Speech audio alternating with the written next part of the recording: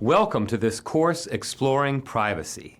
I am Woodrow Hartzog, a professor of law and computer science at Northeastern University, and I am so excited to be your instructor for this course. I've been teaching, writing about, and practicing privacy law for almost 20 years, and I've been astonished at how much the concept has grown in importance and prominence in our international conversation. I think this course is really important because privacy is a fundamental concept in our modern society, and it is a key to human flourishing. New technologies have fundamentally changed how we negotiate and experience privacy, and there has never been a greater need to become familiar, not only with how to conceptualize privacy, but also with the modern risks to our privacy and the rules that protect it. This course has been broken into 3 modules, each addressing a big question or issue in data privacy. In the first module, we will explore the many different ways of thinking about privacy and its history. Privacy is not just one set thing, but rather a related set of values and concepts concerning your personal information. In Module 2, we will explore the modern risks to your privacy, including the risks from social media, the Internet of Things, and technologies powered by artificial intelligence, such as facial recognition tools and convincingly fabricated videos known as deepfakes. Finally, in Module 3, we will explore the basic rules and frameworks that make up modern privacy law. We will learn about privacy in the media, privacy and surveillance, and privacy and data protection. We will also explore how the EU's General Data Protection Regulation is affecting privacy around the world. My hope is that you will be able to walk away from this course with an ability to talk about privacy in a more nuanced way, a deeper understanding of how your privacy is implicated by modern technologies, and a stronger sense of the rules that are meant to protect you. So are you ready? I hope so. Let's get started.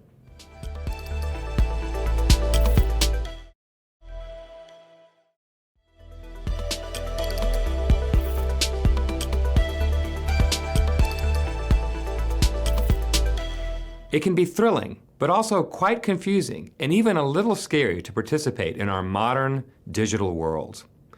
When we use social media, we share more of our lives than ever before with both mass audiences and large, powerful companies. Facial recognition technologies are being used to unlock our phones, authenticate our identity, read our expression during job interviews, and follow our movements in public. The Internet of Things has connected many everyday devices to the Internet to make our lives easier, but also leaves us vulnerable to hacks and prying eyes. More often than not, when we encounter these technologies, we are left with questions. It is often unclear as to who is collecting our personal information, what kind of information they are collecting, what they are doing with our data, and who they are sharing our secrets with. You might even be tempted just to give up and resign yourself to the fact that you have no privacy anymore. But I don't think that's true. My goal in this course is to show you that not only do you still have so much privacy that's worth protecting, but also to explain why your privacy is worth protecting and provide you with different ways to think about privacy in our digital world.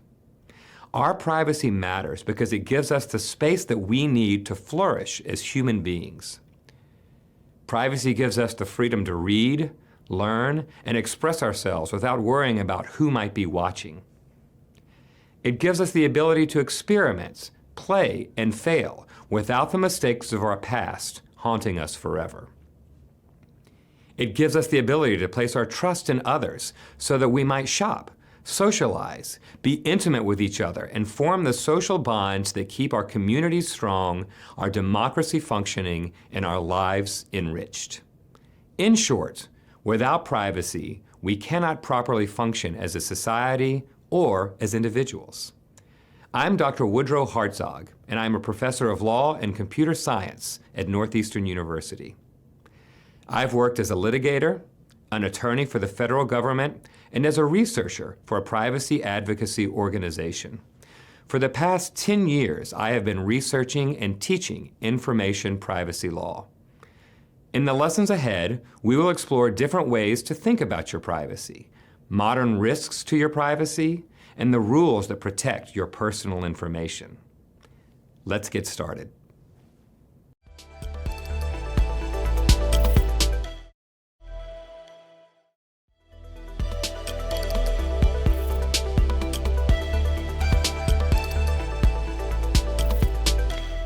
Privacy is not anything new. It just hasn't always been called that.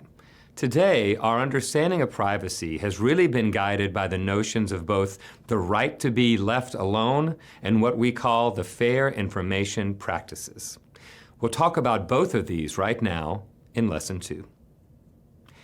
So, where did this concept and the new law of privacy come from?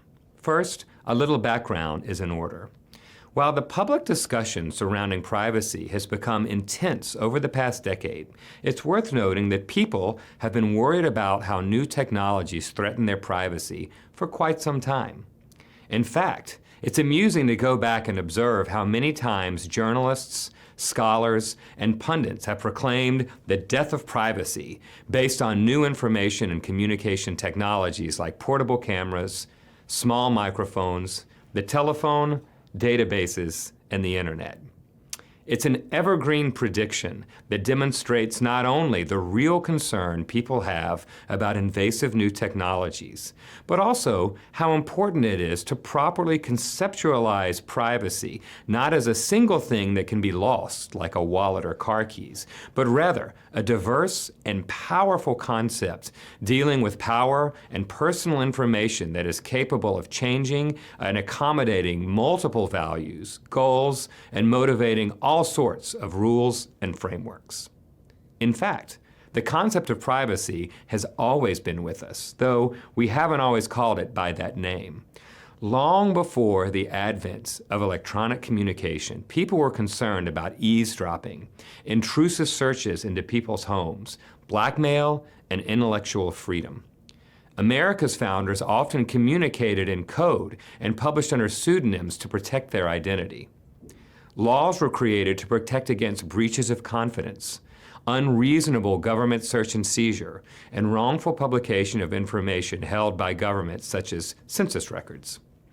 However, one of the most prominent origins of Americans' modern ideals of privacy comes from Samuel Warren and U.S. Supreme Court Justice Louis Brandeis in their 1890 article in the Harvard Law Review titled "The Right to Privacy." Warren and Brandeis were classmates at Harvard and became concerned about two important phenomena: the prying news media and the advent of affordable handheld cameras. The young lawyers felt like much of people's lives, which had previously been shielded by the inefficiencies of life, were now subject to exposure by the ability to easily, accurately, and permanently capture daily intimacies and spread gossip to the masses. In the article, Warren and Brandeis looked at the existing rules designed to protect people's privacy and found them insufficient. Rules meant to protect our reputation, such as those against libel and slander, only protected against false accusations. But people don't seek privacy in things that are true about them too, right? Moreover, copyright law gives people control over the things that they write, but the law is ill-fitted to protect against facts about people, particularly given free speech concerns. And then there's confidentiality. It might protect what we trust to others, but cameras can be used in invasive ways by people we have no relationship with at all.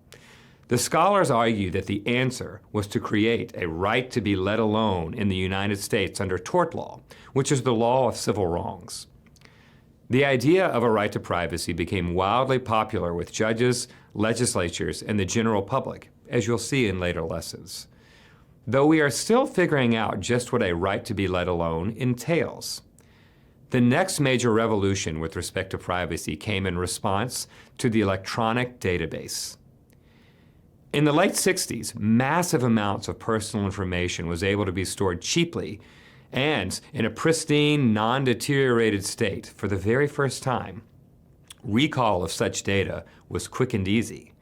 Aggregating and merging data required little effort. These newfound efficiencies led policymakers to seek out a basic set of guidelines, principles, or ground rules upon which data could be safely and sustainably collected and processed. The result of these efforts was the Fair Information Processing Principles, or FIPS for short. The FIPS originated in the 1970s with a report from the U.S. Department of Health, Education, and Welfare. The Organization for Economic Cooperation and Development, or OECD, revised the principles in a highly influential document.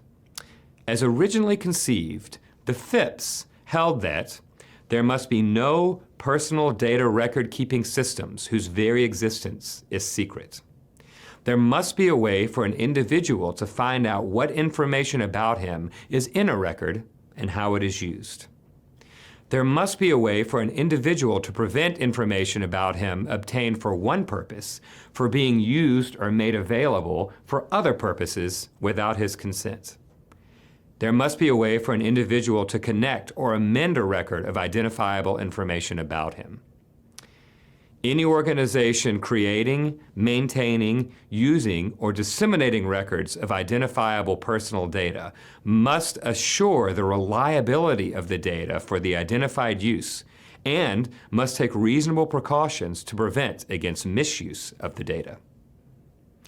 These basic principles have shaped not just important legislation and industry practice in the United States, but around the world.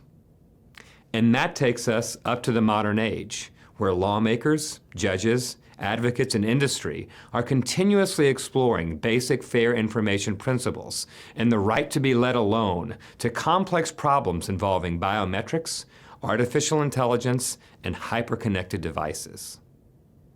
So what does privacy truly mean, and how can we define it? These are some of the questions we'll consider in our next lesson.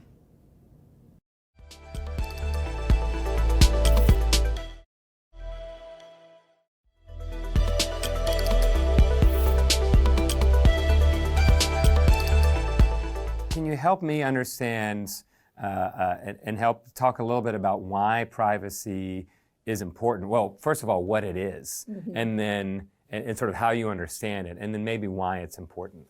Yeah, so definitely I have an informational view of privacy. So there's different notions where maybe it's more about your body or physical privacy, but I really think about it in terms of information, which I think is really relevant for now when we're talking about the kind of privacy we're talking about today. And I don't really necessarily stick to like one definition of privacy per se. It's definitely about a certain kind of control or of sensitive information. And then I think more in terms of the values that it serves. So what is it? Why do we care about this thing we call privacy?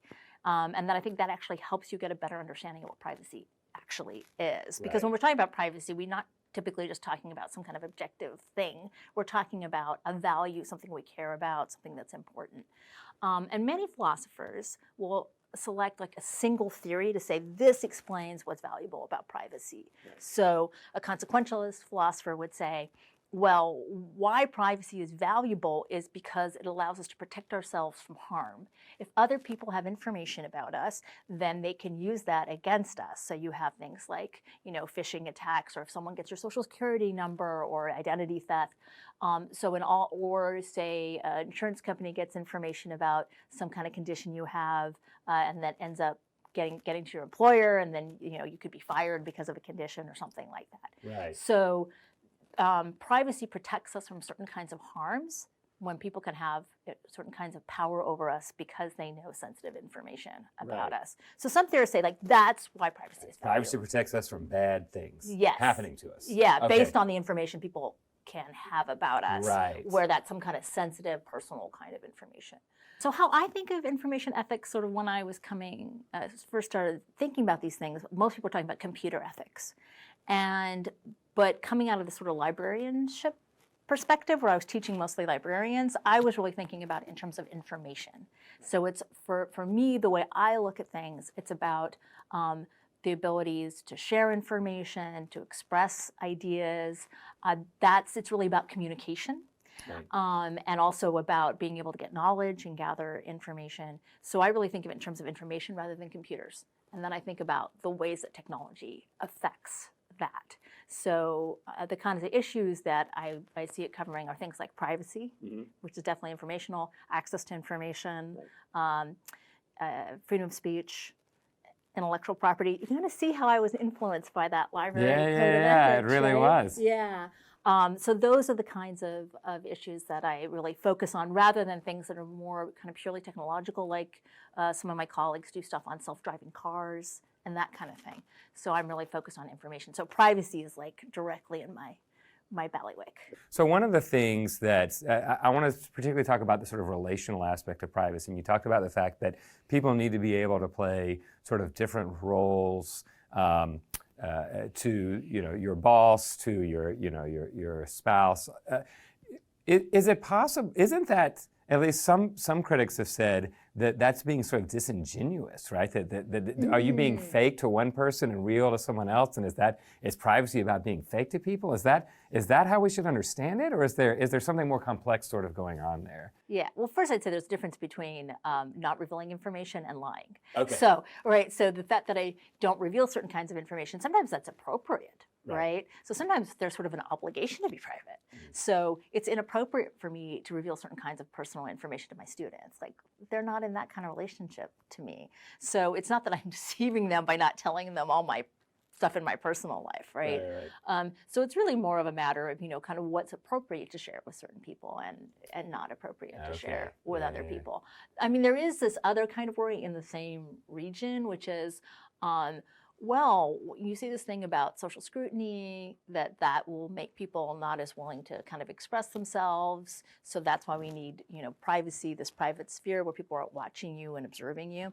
But some people might argue back that, well, you just need to be more, have the courage of your convictions, right? You need to not be so like influenced by the fact that other people are watching you. And, some of my students, right, there's the whole thing, well, I don't have anything to hide. Yeah. So why do I care? Yeah, I mean, if some people, I give a lot of talks, and some people say, well, the government should just be able to watch me. I don't do anything interesting, right, is what they say, and I've got nothing to hide. Is that a fair way to understand privacy? I mean, is that right? I think, because I often look at these things more from sort of a social justice political perspective, I talk to my students, and I do kind of say, well, that might actually be true for you, someone who is middle class, white, well-educated, not an immigrant, straight, cisgendered. But when you're starting to talk to people more in the margins of society, where government can have more control over them, and where also there can be bias against them to begin with, and where maybe they're doing things that maybe you're frowned upon socially, and may actually kind of lead people to make incorrect or negative inferences about them. I think there's a lot more worry, right? So if you're someone who is in America and you have relatives who are here illegally, you may not be doing anything wrong, but you may find that concern about your relatives, for instance. So I think it's a very easy thing to say to people who aren't in the margins of society. And so you mentioned intellectual property as well. Does intellectual property cut up against either privacy or free speech at all? What sort of tensions exist? Because if you're talking about information ethics, as I see it, you've mapped out at least three major areas, which is IP, copyright, and things like that, privacy, and then free speech. And do you see any irresolvable tension, or is it possible for all three of them to sort of exist in harmony? Well, I think you've got to figure out how to balance this. You have to recognize that none of these are absolutes. And then I do think that's why you need to look back to the values. You have to say, okay, well, what is the underlying value here? And then how do we ensure that that value is protected to the extent, to whatever degree we need to, and how do we balance that against these other values? So I think, sometimes it's balancing against the same value, right? It might be that, so privacy protects your ability to access information, but it limits that ability to access information. So then we got to dig down deeper. Okay, well, what is this information about? what's the possible benefit of this information being known more generally, what's the possible drawbacks, then what are kind of maybe some more, the autonomy concerns about people's individual identity. And these are things where you have to get in the nitty-gritty and have the arguments. I mean, this is where you're applied ethicists, and it's not that you have some general principle that's just going to give you the answer about how to solve these problems in every case. I mean, even with, something like the Code of Ethics, I mean, that's another thing that we talked a lot about. It's not like these rules are self-applying, and you've got to engage in interpretation, and it helps you if you have a better understanding of the undergirding values, and then you have a better understanding of the actual specifics of the case. Right. But you're really going to have to use moral judgment, and that's something you get better at the more you do. And here's where my new metaphor comes in. I think our old metaphor about privacy used to be the panopticon. You would build this prison. You would have a tower in the center with windows that could see, and the cells would all be in the circle, all facing inward to the courtyard. And you would be able to see all the prisoners in their cell from this tower. And then also it would be that, maybe the glass, whatever, would be dark, so that none of the prisoners could tell when they were being watched. So they would assume all the time they were being watched. And therefore, they would behave themselves because they wouldn't want to get caught. We're going to conform to what the authority thinks we ought to do. Right. So that was the old metaphor. And then it still captures a lot of our concerns about surveillance and that kind of thing. But I think we need a new metaphor as well. And that metaphor is Sherlock Holmes. What do you do when you're living in a world where there's a bunch of Sherlock Holmes? Because when Sherlock Holmes first meets Watson, he can tell Watson all these details about himself, like where he fought in the war and that he's got a brother and the brother's a drunkard and, all these details about himself. But this is not because Holmes was like going around and spying and surveilling Watson, right? That's not the worry. It's not that, that there was some kind of surveillance going on. It wasn't that he was collecting personally identifiable information about Watson. It's that Holmes is so smart and has gathered so much data and so many observations and is able to make such good inferences that just by looking at Watson's clothing and the way he walked, he was able to know all this personal detail. Mm-hmm. So, and that's where I think we're heading with AI and machine learning, is that they don't need to know anything. They don't need to gather personal information about you as long as they gathered a ton of data about everybody else. And then are able to use machine learning to recognize patterns, and then able to use very little data points like the movement data points to make accurate inferences about you, and then be able to change your behavior by intervening in a way to push you in a different direction. Before we even knew what had happened. But I think that's a great place to leave everybody with, to think about ways that we can actually understand privacy differently in the modern age. So, Kay, thank you so much for your time. I really appreciate it. Well, thank you. This was really fun.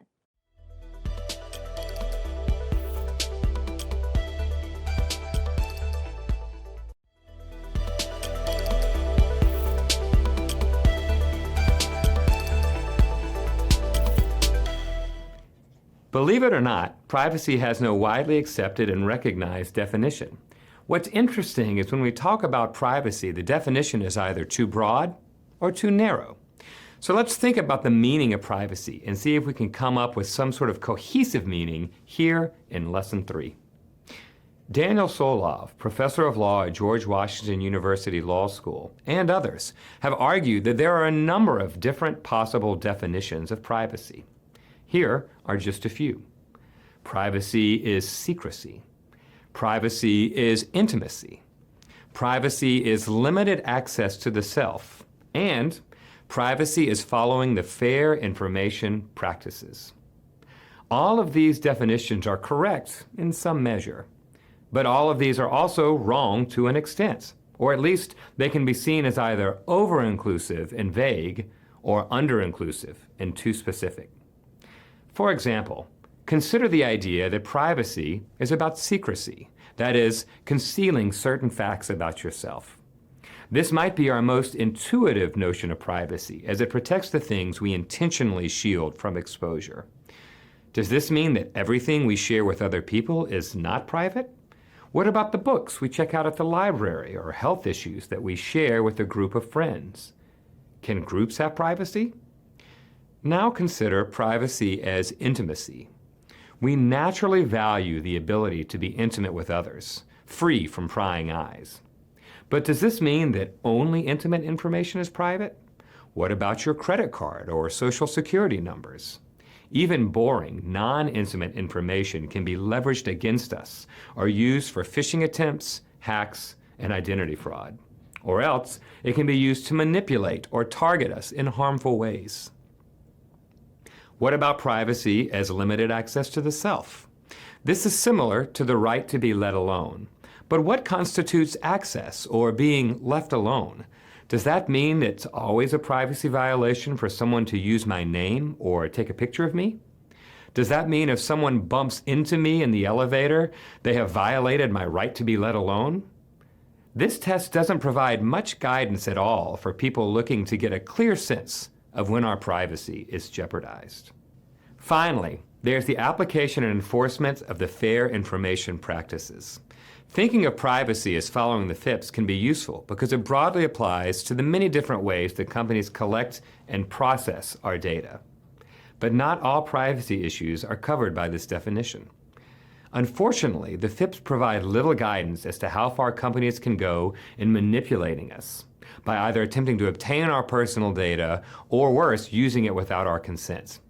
The FIPS also fail to provide meaningful guidance on how to keep algorithmically driven decision-making systems from harming people or having disparate impact on vulnerable and marginalized populations. One of the most compelling accounts of privacy comes from Professor Solov himself, who theorized that it is impossible to have just one definition of privacy. Instead, he argues that privacy is a cluster of many different distinct yet related things.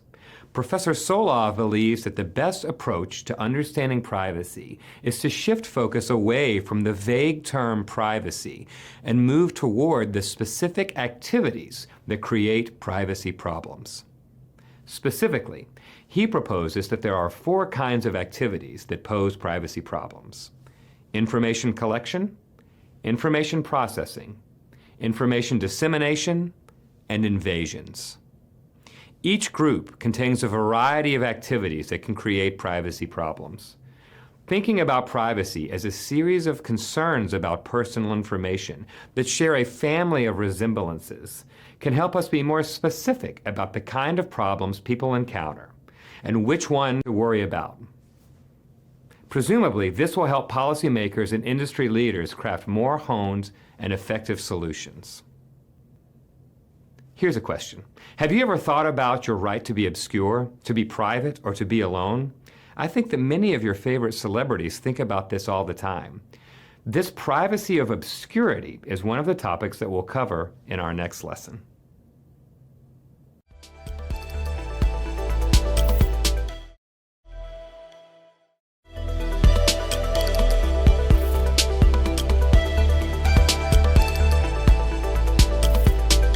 Evan, thank you for joining us today. Hey, Woody, thank you for having me. Evan, you've been working in the area around privacy for a long time. How did you come to get involved in it, and why did it interest you? So I teach at a technical university, and a lot of my students are undergrads who are majoring in science and engineering. These are going to be the future innovators of tomorrow. And when I was doing my PhD in the late 90s, early 2000s, it was a very upbeat time. People were very optimistic about the internet. Privacy wasn't on my radar.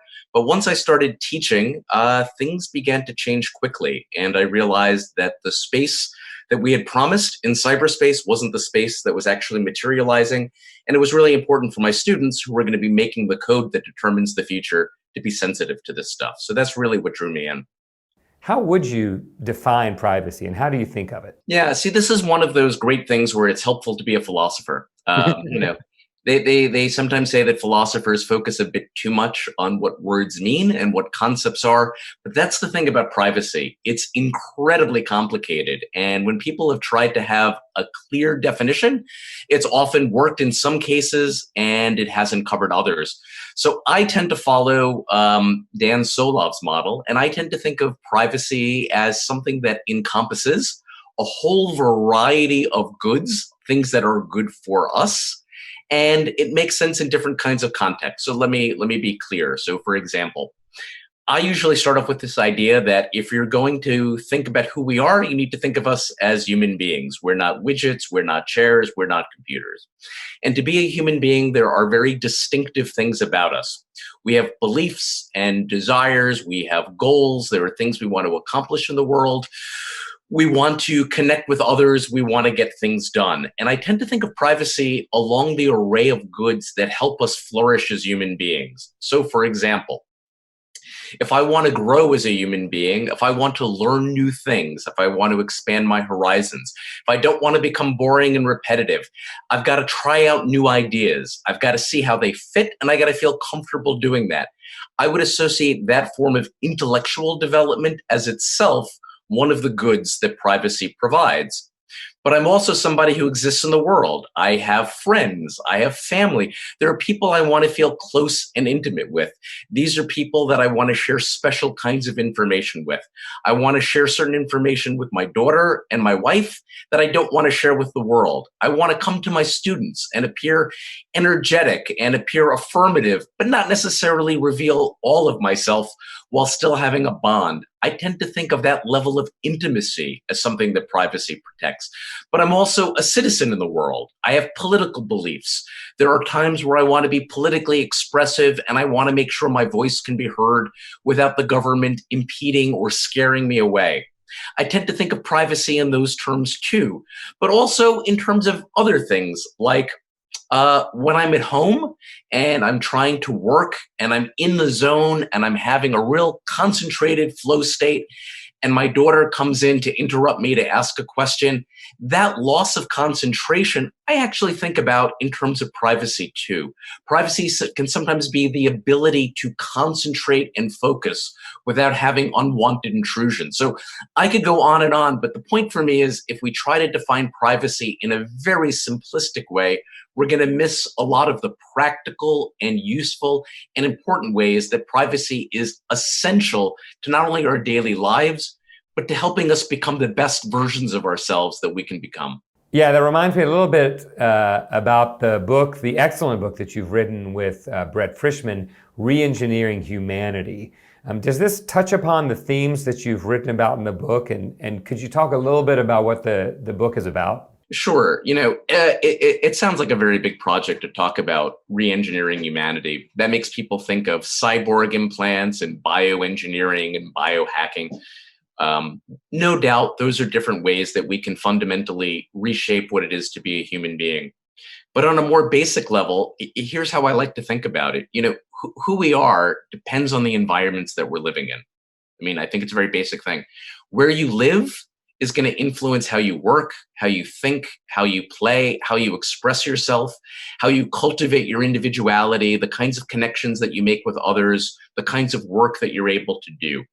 And more of our lives are mediated by online technology. It's sort of become inescapable. That division between the online space and the meet space is ever eroding. And so one of the things we wanted to figure out in re-engineering humanity is when you begin to lose the spaces to decouple from those systems, and these are systems that are observing us and surveilling us, that are analyzing us, that are slicing and dicing us, that are ultimately trying to figure out who we are, put us in very distinctive demographic boxes in order to nudge us, in order to provide us with selective content, in order to predict our future behavior. Ultimately, the goal of a lot of these systems, which appear to be to give us convenience and entertainment and provide what we want, it's really to re-engineer our sensibilities so that we have an allergy, if you will, an aversion to things that take time, to things that have friction, to things that aren't maximally efficient. And the consequence of all that is it becomes very, very difficult for you to be able to, if you will, have any breathing room, any time off, especially as these systems become ever more interoperable and connected to one another, giving data brokers larger and larger slices into who we are and who we can become. So part of re-engineering humanity is talking about this idea that you don't actually have to be a cyborg who is plugged in with physical brain implants, simply thinking alongside these technologies, feeling alongside these technologies, responding along these technologies. I mean, even something like the phone that many of us, we can't go without checking constantly. We're craving that dopamine high. It's as if we're, living in a constant state of being in Las Vegas. These are things that fundamentally shape how we are attuned to the world, how we want to behave in the world, and ultimately who we are. You and I have collaborated on a body of research together talking about the concept of obscurity, the idea that privacy can be thought of in terms of obscurity. Could you explain a little bit about what that is and why perhaps we take it for granted? Yeah, I think this fits perfectly with the way that I was just talking here. You and I have talked about obscurity as a better way in many situations to think about privacy, and we've defined it in a very straightforward way. We live in a world where people say everybody wants to be a celebrity, everybody wants to be internet famous, everybody wants to be known. But that's actually not true at all. It doesn't matter how profound and pervasive influencer culture has become. That's not how things are. The minute that you hear about the true life of celebrities, suddenly you realize things are, difficult for a lot of them. They suddenly complain that they can't exist in public, that they can't be themselves, that they didn't mean to sign on the dotted line and say that the cost of being a celebrity is I'm entitled to nothing for myself. And in a way, this has sort of been the history of humanity. Most of us, most of the time, no matter how well connected we are, we live or we have historically lived in what you and I call zones of obscurity. And here's how I think about it. Obscurity really, it's a relative thing and it falls along two dimensions. Obscurity is about, I've got a lot of information about me. How hard is it for people to find out that information, or how easy is it? Does it take a lot of information, a lot of attention, a lot of effort to get that information, or is that information readily and easily available? And from the perspective of what people call transaction costs, the harder it is to do something, the more of a deterrent there is. If it takes a lot of effort and a lot of resources to get personal information about someone, that's going to be a big deterrent for most people unless you've got a real strong reason for getting it. So one of the valences of obscurity is how hard or easy is it to find out information? The other component is, even if you had information, does it make sense? Can you interpret it? Can you interpret it correctly in context? A lot of information only makes sense if you can understand, frankly, inside jokes, tacit knowledge, how information relates to other information, how information fits together holistically as opposed to atomistically. So the two layers of obscurity are, if there's information about me that tells you something about who I am, how hard or easy is it for people to get, and how hard or easy is it for people to interpret? Now, throughout most of human history, we haven't had to formally protect obscurity in terms of, for example, laws, because technologies just hadn't been invented that thoroughly diminish the transaction cost, that make it super easy and super cheap to find out information and make sense of it. And that's really what's been changing in the digital age. The costs of obtaining information, of putting information together, of creating revealing data portraits is plummeting. It's not just an age of big data where there's ever more data available about us. The age of big data is an age of decreasing the cost of ascertaining and computationally analyzing data. So we've been able to take a lot of our obscurity for granted historically because we haven't lived underneath technological threats that can take it away from us. So we've just been protected by a kind of natural default state. And the default state has been there's only so much information the human mind can process. There's only so many names we can remember. There's only so many serial lists of information the human brain can digest.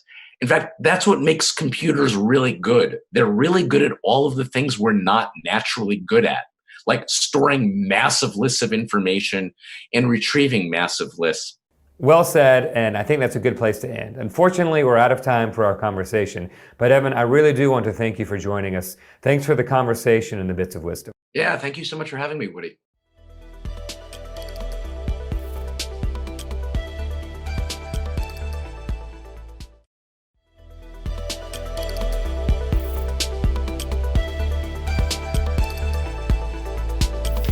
On the first meeting of my information privacy law course, I always ask my students to give me their definition of privacy. Their answers wouldn't surprise you. Many say something like things that are secret, sensitive information, or things that are shared in confidence. But each time I broach the subject, one conceptualization of privacy dominates the conversation. It's all about control over our personal information. My students aren't the only ones who think this way. Although privacy resists one singular definition, the popular way to think of privacy and data protection is in terms of control.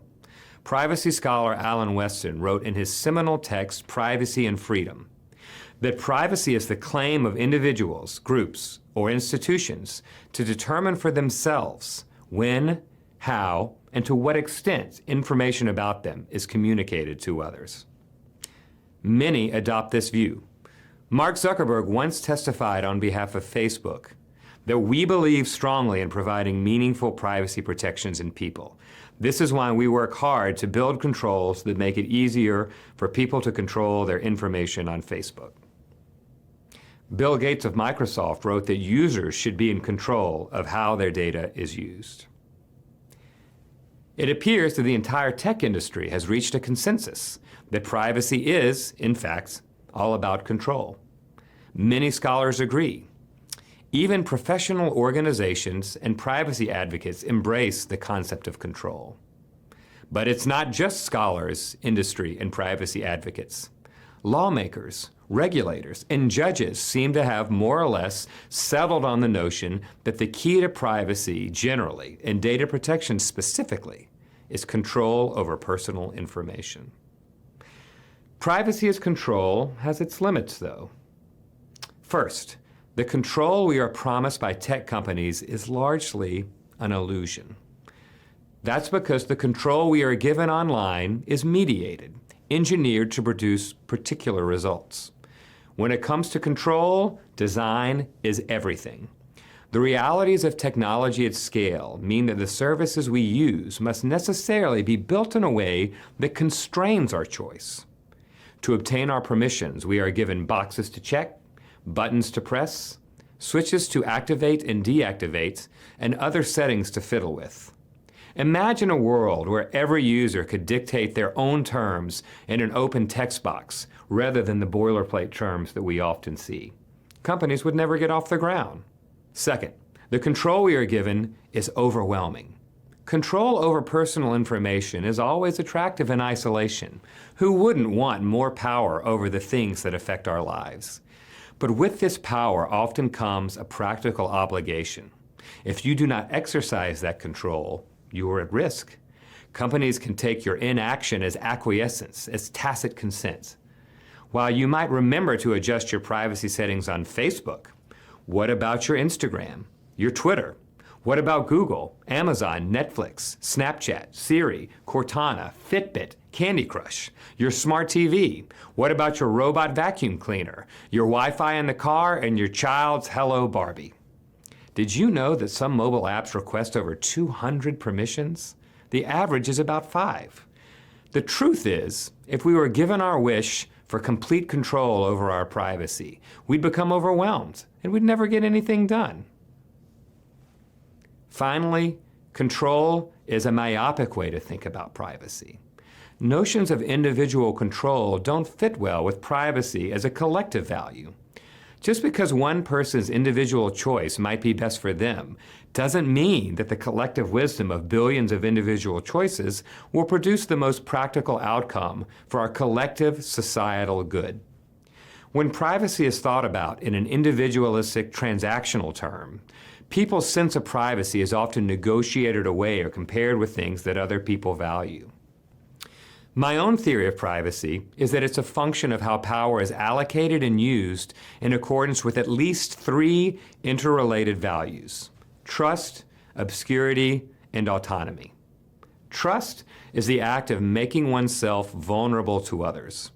For example, you trust your doctor with your personal health information, and a valet with your car keys. Obscurity is the idea when information or people are hard to find or understand. They are relatively safe.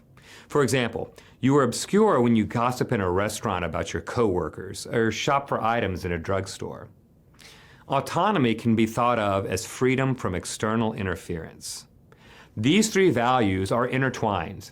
Autonomy is furthered when we have the ability to trust others and maintain obscurity.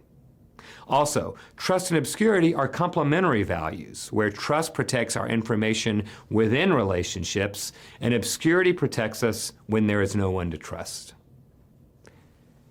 Finally, our values are affected by the modern desire to collect and use our personal information.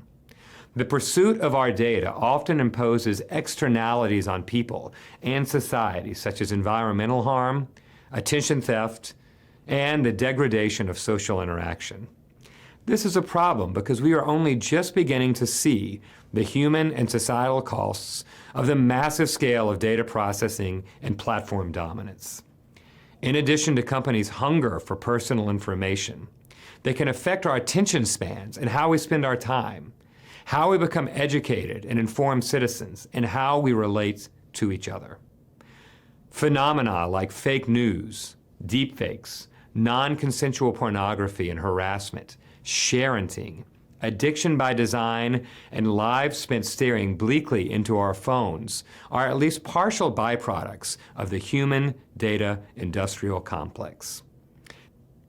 A truly rich conceptualization of privacy and rules meant to protect it require particular attention to the human desire for personal information.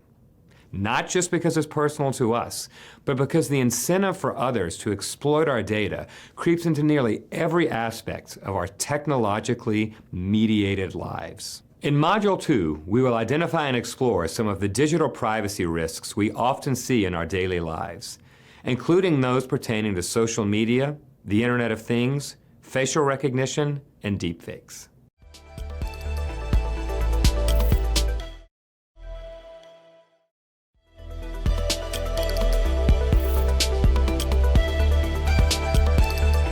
Could you tell us a little bit about the major projects you work on and the kind of research that you do? Yeah, so in general, I'm in the security and privacy space, really with a focus on transparency, right? There's these systems being deployed by large companies that we typically don't understand. Mm-hmm. You know, be that something like a web search engine or an online advertising system, it's everywhere. We don't really know how that stuff works. We don't know the information that it's collecting about us. We don't know how that information is being used. And we don't know the ways in which any of these systems make us vulnerable. So getting some understanding of those systems, I think, is the first step towards pushing for improvements or even trying to influence policy around how these things work. How vulnerable, based on all of your research, generally speaking, would you say we are right now with online? Super vulnerable. How so? So we fill our houses with cheap IoT devices that will never be patched from vendors who don't care about security. Right? Those make us vulnerable. Right. We are at the whims of a surveillance apparatus and surveillance capitalism. All this data is being collected about us. We don't know where that data goes really, who controls it, and then it gets breached because it's not being secured properly. Right. So, we're just covered in vulnerable surfaces. Can you talk a little bit about some of your research, maybe some of the ride-sharing research that you've done? Yeah, so I consider myself to be an algorithm auditor, and that's a fancy way of saying that I like to reverse engineer people's stuff. Right.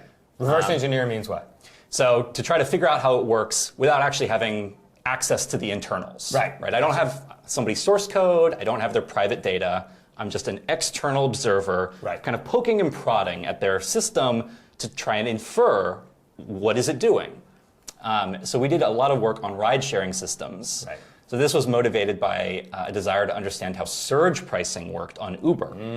I have been the victim of surge pricing before. Haven't we all? Right. So this is a non-transparent system. Right. Uber says it's just based on supply and demand, and we change the price. But you can't tell what the supply and the demand is. So you don't know why the prices are changing.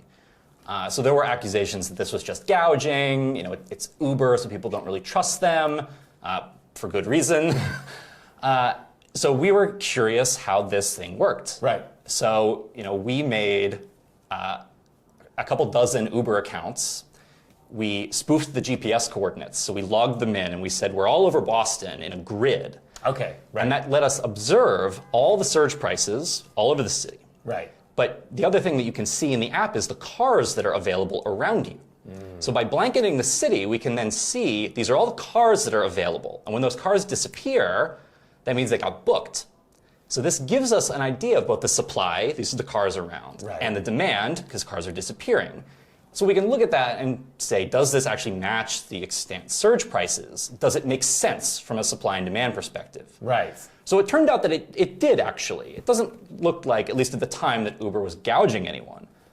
But we also found a bug in their system where they were giving people incorrect prices for about 7 months until we told them and helped them find it. Oh, interesting. So this is, you know, a case where they weren't actually doing anything wrong, but inadvertently something actually substantively bad was happening. Right, right. Hence the need for transparency. Yep. Could you tell us a little bit about what encryption is, what it does for us, and why we should care about good encryption research? Yeah. So encryption on the web or for mobile apps gives you two things. Right. It gives you confidentiality and it gives you authenticity. Okay. So confidentiality means that when your data is moving around the internet, so it's in transit, it's encrypted.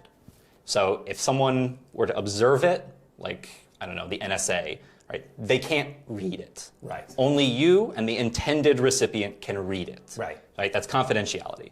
But you also then get authenticity. So when you connect to bankofamerica.com, you're actually connected to bankofamerica.com and not some impersonator. Right. Right? That's also what you get from cryptography. Ah, right. So, and cryptography is really just fancy math, right? Super fancy math. It takes stuff like, you know, my name is Woody Hartzog, and then turns it into a whole mess of symbols that doesn't make any sense. Yep. And then on the other side, it decrypts it. Just reverse it. It reverses it and says, and only that person can do it. Yep. So what's some of the research then? Can you explain now what some of the research you've done on public key encryption is? Yeah. So public key encryption is the basis of all of our security on the web and on mobile apps. Okay. Is it that little lock icon Yep. there that I see? Yep, the green lock icon in your browser. Right. That's either SSL or TLS is the name of the protocol. Right. That's based in a public key infrastructure. That's what guarantees authenticity. Okay. So when you go to Facebook and the browser says it's green because we trust them, what it's trusting is that it's really Facebook, it's authentic. That's based in the public key infrastructure. I see. So my research is really focused on the management of that infrastructure. Okay. Right? It's not all just math. There's human beings involved, right? You have to go and set it up on a web server, and the Right. browser vendors and your operating system vendor, they have to implement these standards correctly. Right. So understanding whether all that stuff's being done is critical for the security of the whole system. And unfortunately, what you see is when there's people involved, like, there's problems.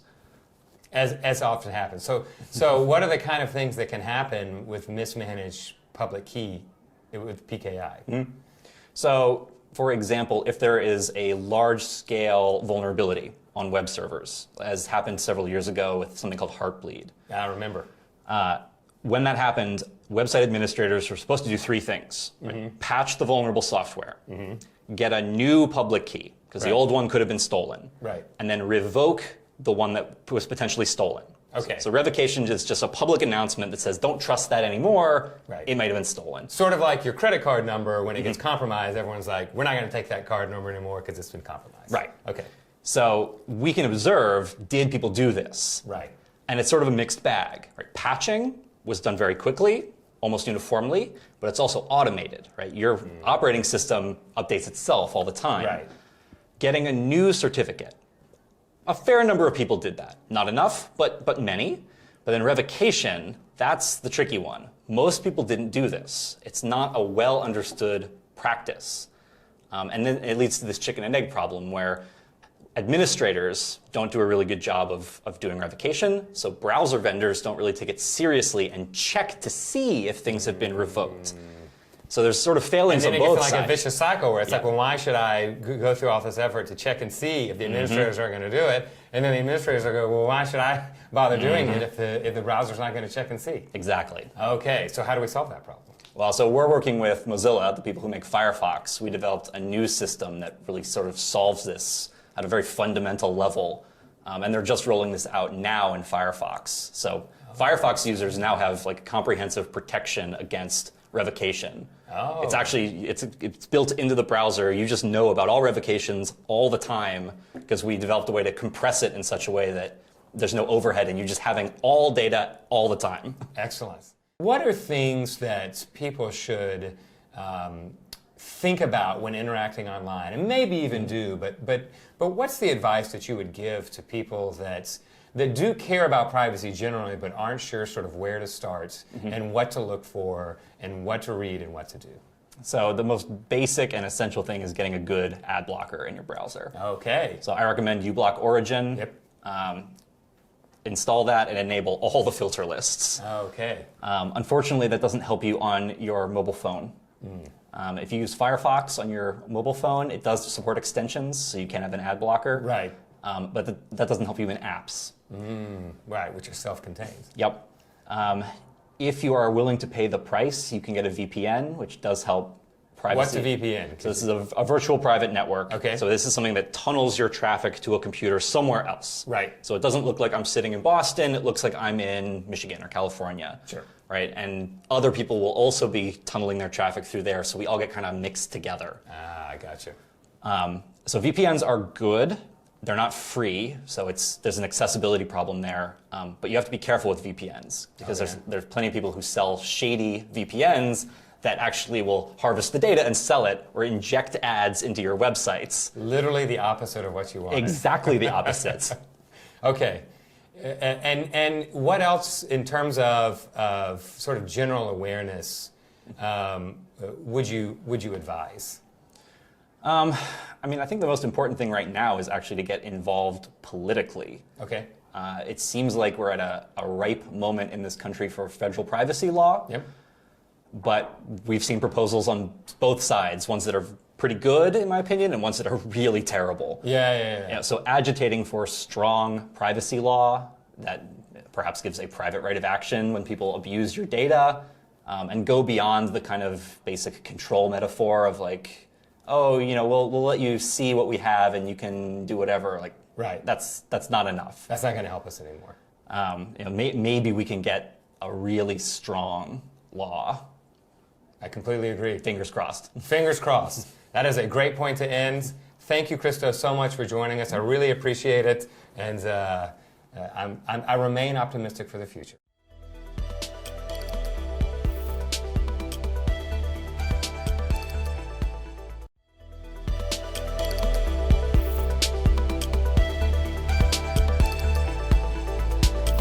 The way technologies are built can affect our privacy. In my book, Privacy's Blueprint, I explore how the technologies we build today impact our privacy tomorrow. So in this module, I will draw from that research to talk about data privacy risks. And here in a two-parter, we'll consider the world of social media. There are three things that we should all be aware of when we talk about privacy and social media. 1, social media is designed to have you share as much as possible.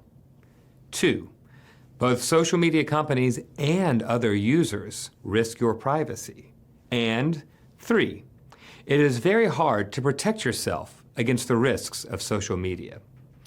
So let's talk about social media in our first lesson in Module 2. It is so easy to post things on social media. Anyone who wants to use services like Facebook, Twitter, or Snapchat can create an account and start sharing photos within seconds. Virtually every design element of social technologies is made to get you to share. If you don't, the service will fail. Just ask the people who used to work for Friendster or MySpace. Designers are tasked with reducing sources of friction, the transaction cost of finding and sharing on a social technology. For example, the menu bar for the mobile Facebook app wasn't moved to the bottom of the screen for aesthetics. It was to get those buttons closer to your thumbs. In this lesson, I explore how social media is designed in ways that can jeopardize your privacy. Social media is unique. Unlike, say, your banking app, on social media there are two distinct audiences for your information: platforms and people. Platforms, meaning the companies that provide the social media software, have robust concentrations of electronic information aggregated into colossal databases. They are risky because of how much data they can obtain from you and the fact that they control the terms of your mediated experience. After all, it is the company that designs the software. People on social media are risky because there are so many of them, and it is difficult to keep boundaries straight among so many relationships. In other words, the harm from platforms is usually enabled by aggregation of lots of data by one entity. But the harm from people is often that one piece of information that is exposed to the wrong audience comes back to harm you. Platforms are dangerous because of the power imbalance between platforms and users. On the other hand, people are dangerous because social interaction is messy and contextual. Exactly what kinds of audiences are a problem for social media users? People are concerned about friends, families, employers, co-workers, and nameless other people seeing their information spilled online. So, basically at some point, everybody you know and a ton of people you don't could be an unwanted audience on social media. Our friends, followers, and other network connections are all in positions to misuse social media data immediately upon disclosure. Often, people will have to be authorized to be in our networks, but they are not always best recipients of certain disclosures. Think about how many employees were fired after forgetting that their boss could see them complaining about work. Users forget to, or do not always realize, the true extent of their potential audience when they post. Similar concerns are raised by the automatic, accidental, or forced sharing of browsing and reading habits. When social media makes our disclosures leaky or encourages us to be reckless, it is a privacy problem. Even people who are not our friends or connections on social media pose a risk to our privacy. A great example would be your boss, who is not your friend on Facebook. There have been numerous instances of employers asking for an employee's social media passwords or otherwise trying to access their profile. School administrators are often tempted to monitor social media usage. Police officers and other entities have an interest in accessing social data. In short, social media users have a legitimate interest in keeping their profile and posts discreet. Now that we have explored who might pose a risk to our privacy on social media, in the next lesson, we will discuss the different ways in which privacy is implicated by socializing with others online.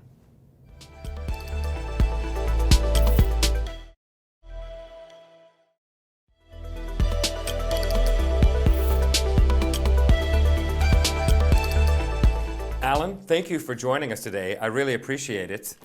Could you tell us a little bit about yourself and what you do now and how you came in to be associated in the world of privacy and data protection and data security? I actually got into this slowly over the past 8 years, I would say. I did my PhD as a sort of traditional computer scientist, building systems, very technical sort of work. And then around 2012, 2013, myself and a couple of colleagues got really interested in studying algorithms. This was at the time where services were becoming more ubiquitous, and the real change at that time was Google started personalizing web search results. other services are personalized. Like sites like Facebook, for example, are defined by personalization. Like it's based on who your friends are, right? My Facebook's will look very different than your Facebook. Same thing with Twitter and so forth. But other sites like Amazon are highly personalized. Like when you log in, the front page of Amazon is all recommendations based on your previous purchase history, what they think you'd like, what other people like you like to buy, and so forth. And it's just more natural now. And even services like Google Maps, for example, if you just bring up maps like google.com, it's going to show you all the places you've previously searched for, presumably because those are the most relevant for you. Right. So I think people have accepted it now, but back 6-7 years ago, this was a change from the way services used to operate to where they've started operating now. Right. But some of the examples that you gave are really visible examples. So when you log on to Amazon, there are literally tags that say recommended for you, right? And I find it's very useful. You're like, you know what, I do want this next book that I had been hearing about. But are there places online where it doesn't actually, it's not that visible, where you log on and you might be sort of seeing a version of the web that you don't know is being highly tailored to you? So certainly advertising is one context where we see that. And a lot of our work, at least on Facebook, has focused on how is Facebook and the advertisers deciding which ads you see. And that is incredibly personalized, down literally to advertisers picking your email address and targeting you with ads. But there are other services where that's also less obvious. Some of our studies have looked at, like, for example, job search services. So like, Indeed.com, Monster.com, these sorts of services, where they want to find relevant candidates for jobs, and the notion of relevance and how much relevance is taken into account varies. It's not really well described, and so I think a lot of times both the users as well as the companies who are using these services don't realize the extent to which other results or other candidates in this context are being hidden from them because the service, the algorithm doesn't believe they're a good match for the job that's being listed. Yeah, which is really problematic because you are not allowed, of course, to discriminate based upon race for employment or housing opportunities. So I want to pull back then a little because I think that your work hits upon a really profound concepts in our modern world, which is the idea that these algorithms reflect value choices. And I wonder if you could sort of talk for a second and maybe simply explain sort of what an algorithm is for people that aren't familiar with it, and then talk about sort of how these algorithms are created and then end up reflecting it. And then I've got a follow-up question about what we should do after that. So here's the way I like to explain it, which is imagine you're a bank. And we're say before computers, right? You receive loan applications. You have to decide, should I make this loan? Right? And you don't want to lose money. You don't want to give it to somebody who's going to default on the loan. So you have some sort of flow chart, and that's based on how much money they make and how much are they asking for, whatever, right? So you have some sort of process. And what we realized back in say the 80s and 90s is that, well, okay, a lot of those steps in the flow chart that could be automated, right? In other words, I could automatically process that loan application. So you could write a piece of code that says if $10,000 reject, if $100,000 income accept. Precisely. Right. In other words, I can just automate the process of applying the flowchart to an application. Right. Okay. But then what happens is over the past 30, 40 years, the amount of data that we have on people has grown substantially. And so now that I have a lot more data on you, your application's not just one page, it's many pages, my process, my flow chart can get much, much more complicated, right? I can say, okay, if you have less than this amount, but if this other thing is true, like if your parents have this much money and whatever, so my process can get more complicated, meaning my code that implements this process will start getting much more complicated. And what people realize is that, okay, well, as my code gets really, really complicated, it's no longer clear that I'm following the best possible process. In other words, that I'm making the best loan decisions I could. Right. Because at the same time that my loan applications have grown in sort of the amount of data they have, I have a lot of historic data on what people have done in the past. Meaning when I've made a loan in the past, did they default or not? Right. And maybe what I could do is leverage that old information that I had And so machine learning, or when I call algorithms, that's essentially what people are referring to. Sometimes they call it AI. AI, machine learning, it's all machine kind of the learning. same thing, right? It says, okay, we're not going to do it this way. We're not going to have this flow chart that some human wrote down. Instead, what we're going to do is we're going to have the computer learn the flow chart itself. In other words, it is going to be given all the historic data and say, here's a big pile of loan applications. Here's the ones we made, and here's the ones that defaulted. And it's going to tell the computer, you figure out the best set of rules, the best flow chart for which we should make a decision on whether or not to make a loan. And you have to give it some objective. And in this context, our objective would be minimize the probability of a default. Okay. Right? So make the loans that are they're the best loans for us to make. We make the most money. Right?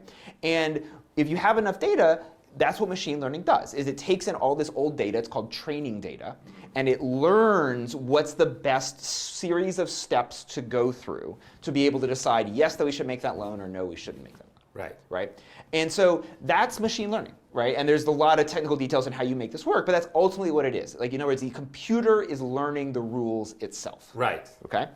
But think of other contexts. Think of like jobs, for example. Now, there's special legal protections around anti-discrimination for jobs. You can't run a job ad saying only men can apply. Like, it's actually illegal in the United States. And so if I'm running a job ad, say, on a service like Facebook, I would not want to say only target men, right? Because people have gotten in trouble for doing that kind of thing. And so instead, I, as the employer, say I want to target everybody equally, right? What we've found is that there's a second phase after the targeting, where Facebook says, okay, Woody Hartzog's browsing Facebook, an ad slot comes up. Right. And then Facebook has to pick from among all the advertisers who included you in their set, which ad should win, like which one should we show? And if you ask Facebook, they're like, look, we want to show relevant ads, right? In other words, it's showing you an ad that we're pretty sure is irrelevant, is wasting your time because it's irrelevant, and it's also wasting the advertiser's money because they're paying to show you an ad that is irrelevant, right? So let's find the ones that's the most relevant and show you that. Everybody's happy, right? Yeah. But the worry is, well, that estimate of relevance, essentially, where does that come from? Well, it comes from previous, what people did with previous ads, which essentially all of our societal biases get baked into that. Meaning, we have results showing if I run an ad for jobs in, say, the lumber industry, which is a very male, very white industry, that Facebook will steer that towards almost 90% male, 85% white users, even if the advertiser says, no, I wish to target 50-50 male-female, 50-50 white-black users. Right? So it's a case where the algorithm, like again, Facebook's not trying to do this in the sense of they're not actively saying, yes, we want to be racist or whatever, but it's just a consequence of searching for, like, trying to optimize relevance without controlling for these other potential negative effects that the algorithm can have. So it's there's, this is really interesting, there's a second layer that results in what we would say would be a disparate impacts on certain populations, not because of any actual choices, but because of simply the way that machine learning sort of works, right? That it trains on, it looks at all the stuff that came in the past, right? And that stuff is sort of messed up. So are you saying that there might be instances where, for example, if you had a job ad for a CEO, demographically, if you look back, CEOs are all right. I mean, like just overwhelmingly, right? Because of the biases that are sort of baked in. That then women that are looking for jobs will not see a lot of these ads or not see a lot of these job offers. Yeah, we have we ran an experiment where we took. We ran job listings, our own ads for jobs, in 10 different verticals, like including like janitorial services, as well as lumber and supermarket cashiers, these sorts of things. Right. And we found very dramatic differences in how those ads were delivered, despite the fact that they were targeted identically. Meaning, is the advertiser, we told Facebook we're going to target everybody, but the estimate of relevance ended up steering it highly male or female or highly white or black, depending on what Facebook's estimates of which users would be interested in that. So to your example, yes, if there was a woman who was qualified to be a CEO, was looking for a job, the relevance estimate would likely make that harder for her to see that ad, even though she's equally as qualified. Well, unfortunately, I think we've run out of time, but I want to thank you so much for joining us today, and we appreciate it, and we'll be on the lookout for more incredible research from you.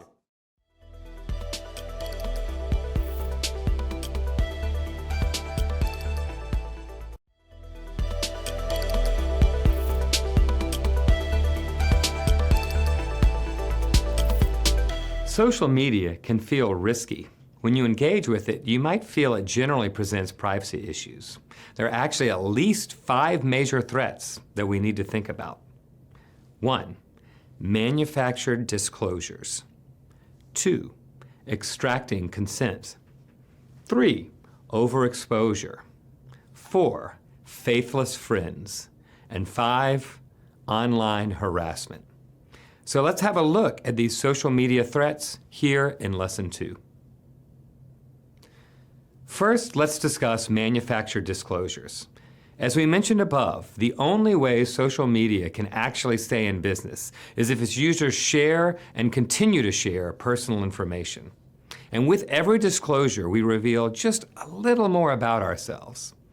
The effect is similar to traditional notions of surveillance, revelations through the close observation of people.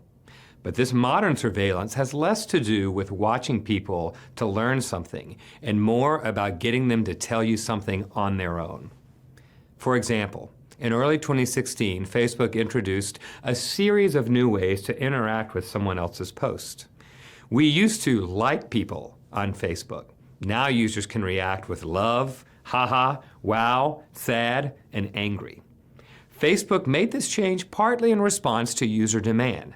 Users felt uncomfortable liking a status post that disclosed bad news, for example.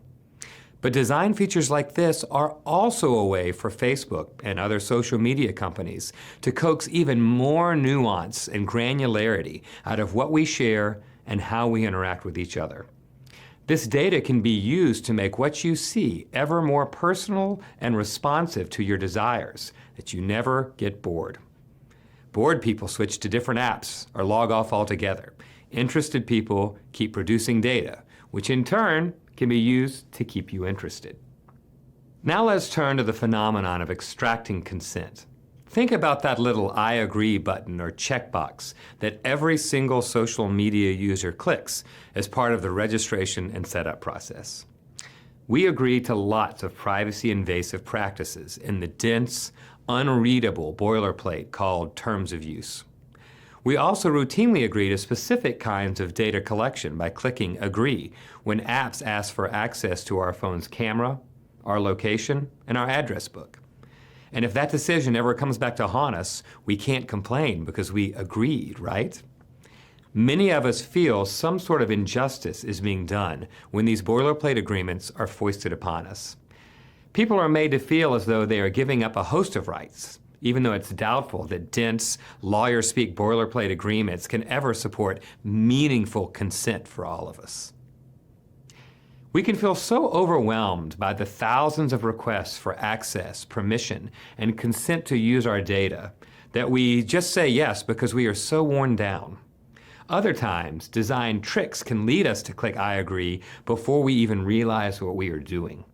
Buttons, signals, and layouts can be manipulated for us to gloss over, accidentally click, or significantly underestimate the importance of. Confusing wording, nested menus, and other tricks are used to obfuscate consent mechanisms. What about overexposure? Social media are constantly introducing new features that make our information more visible, more searchable, and more complete to others. Information unrestricted by privacy settings and protected accounts can be easily aggregated and indexed by platforms and found with ease by other users. The phrase publicly available is often used as a marker for acceptable snooping. Weakened access controls and privacy settings can also erode obscurity in social media by making more information more accessible by default. Companies have been gradually chipping away at the obscurity of user profiles for years through subtle tweaks to things like default settings and aggregated news feeds. This sort of slow and steady overexposure can be harmful to people who are relying on privacy settings and protected accounts when deciding whether to disclose. When social media design exposes people, it changes the rules and realities that people use to assess risk. People express less, chilling themselves, or express too much, disclosing to an audience that they hadn't intended. Faithless friends are another risk in social media. Sometimes friend is the wrong word to describe your social network connections. It's a common story as old as gossip. You share something to a small group of people, and then the whole town knows. Stories of untrustworthy social media audiences are so common, in fact, that they are entirely foreseeable. Companies and users should remain vigilant and prudent. Finally, we must explore the risks of online harassment. Social media is teeming with petty hate mobs and callous, usually anonymous individuals who regularly make life terrible for anyone unfortunate enough to be caught in their crosshairs. This harassment can come in the form of repeated insults and bullying, threats of violence, stalking, doxing, which is posting people's private or identifying information with malicious intent online, and the distribution of non-consensual pornography, sometimes called revenge porn. The victims of this kind of online harassment are largely women, with common targets being people of color and members of the LGBTQ community.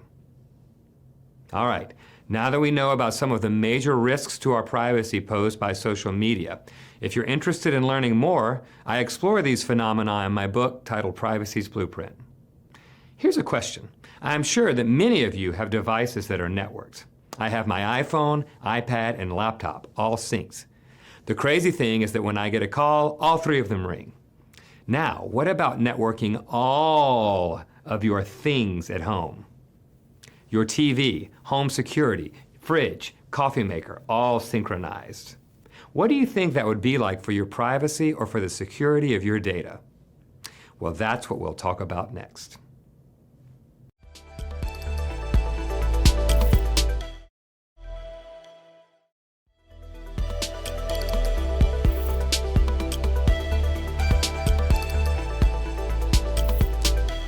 When you have a number of devices networked together, things get complex. More devices connected to the internet means more eyes and more points of failure. So the Internet of Things can cause a serious exposure to privacy, and that's what we'll talk about in Lesson 3.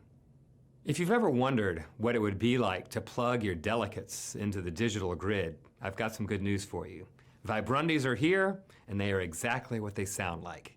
Internet-connected, vibrating underwear.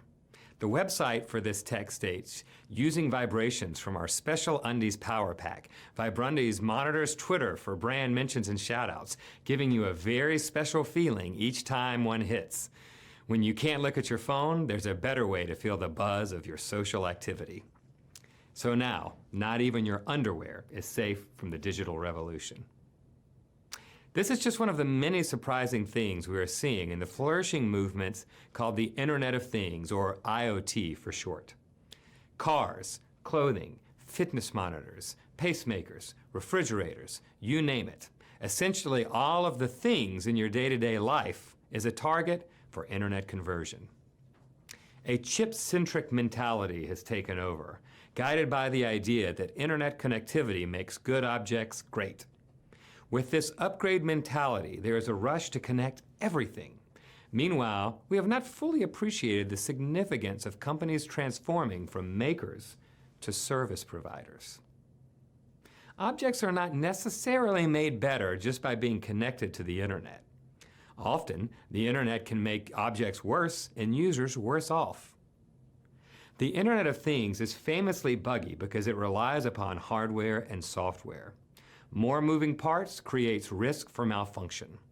Software that works today can crash tomorrow, leaving us with inoperable and dysfunctional things. Software needs regular updates to fix problems and patch vulnerabilities. Online connectivity can make such upgrades possible, but it also provides an attack vector for hackers to create problems. Of course, many of the problems with the IoT are indistinguishable from problems that come from using basic computers and databases. If it's a data-driven technology, the thing can be hacked. Because IoT products have sensors, they become another outlet for data collection, use, and sharing. So the IoT object presents many of the same data security issues and risks that you experience with your laptop or smartphone. IoT presents another serious threat also, erosion of people's autonomy. IoT requires internet connectivity, and with such reliance, we are at risk of losing our choice for an offline life. We could find ourselves reliant upon connectivity to use a host of things with no obvious upgrade. The IoT has serious implications for privacy as well. Scott Peppett, a law professor at the University of Colorado, argues how difficult sensitive data are to de-identify. In addition, the IoT can produce incredibly granular personal data, such as what you eat, when you eat it, when you're home, what temperature you like your house, and when you're active in your bedroom. IoT devices will elicit disclosures with little promise of keeping our secrets. Journalists Andy Greenberg and Kim Zetter dubbed 2015 as the year of insecure Internet things. According to Cisco, there are now more objects connected to the Internet than people. Hewlett-Packard recently estimated that 70% of IoT devices have serious security vulnerabilities. Simply put, we have yet to figure out a way to keep security and privacy in the IoT up to speed with the demand for IoT products. How protective are you of your own face? Do you think you have a right not to be recognized if you so choose? How do you feel about someone grafting your head onto someone else's body in a photo? Facial recognition and what we call deepfakes are a hot privacy topic today, and we'll explore them in our next lesson.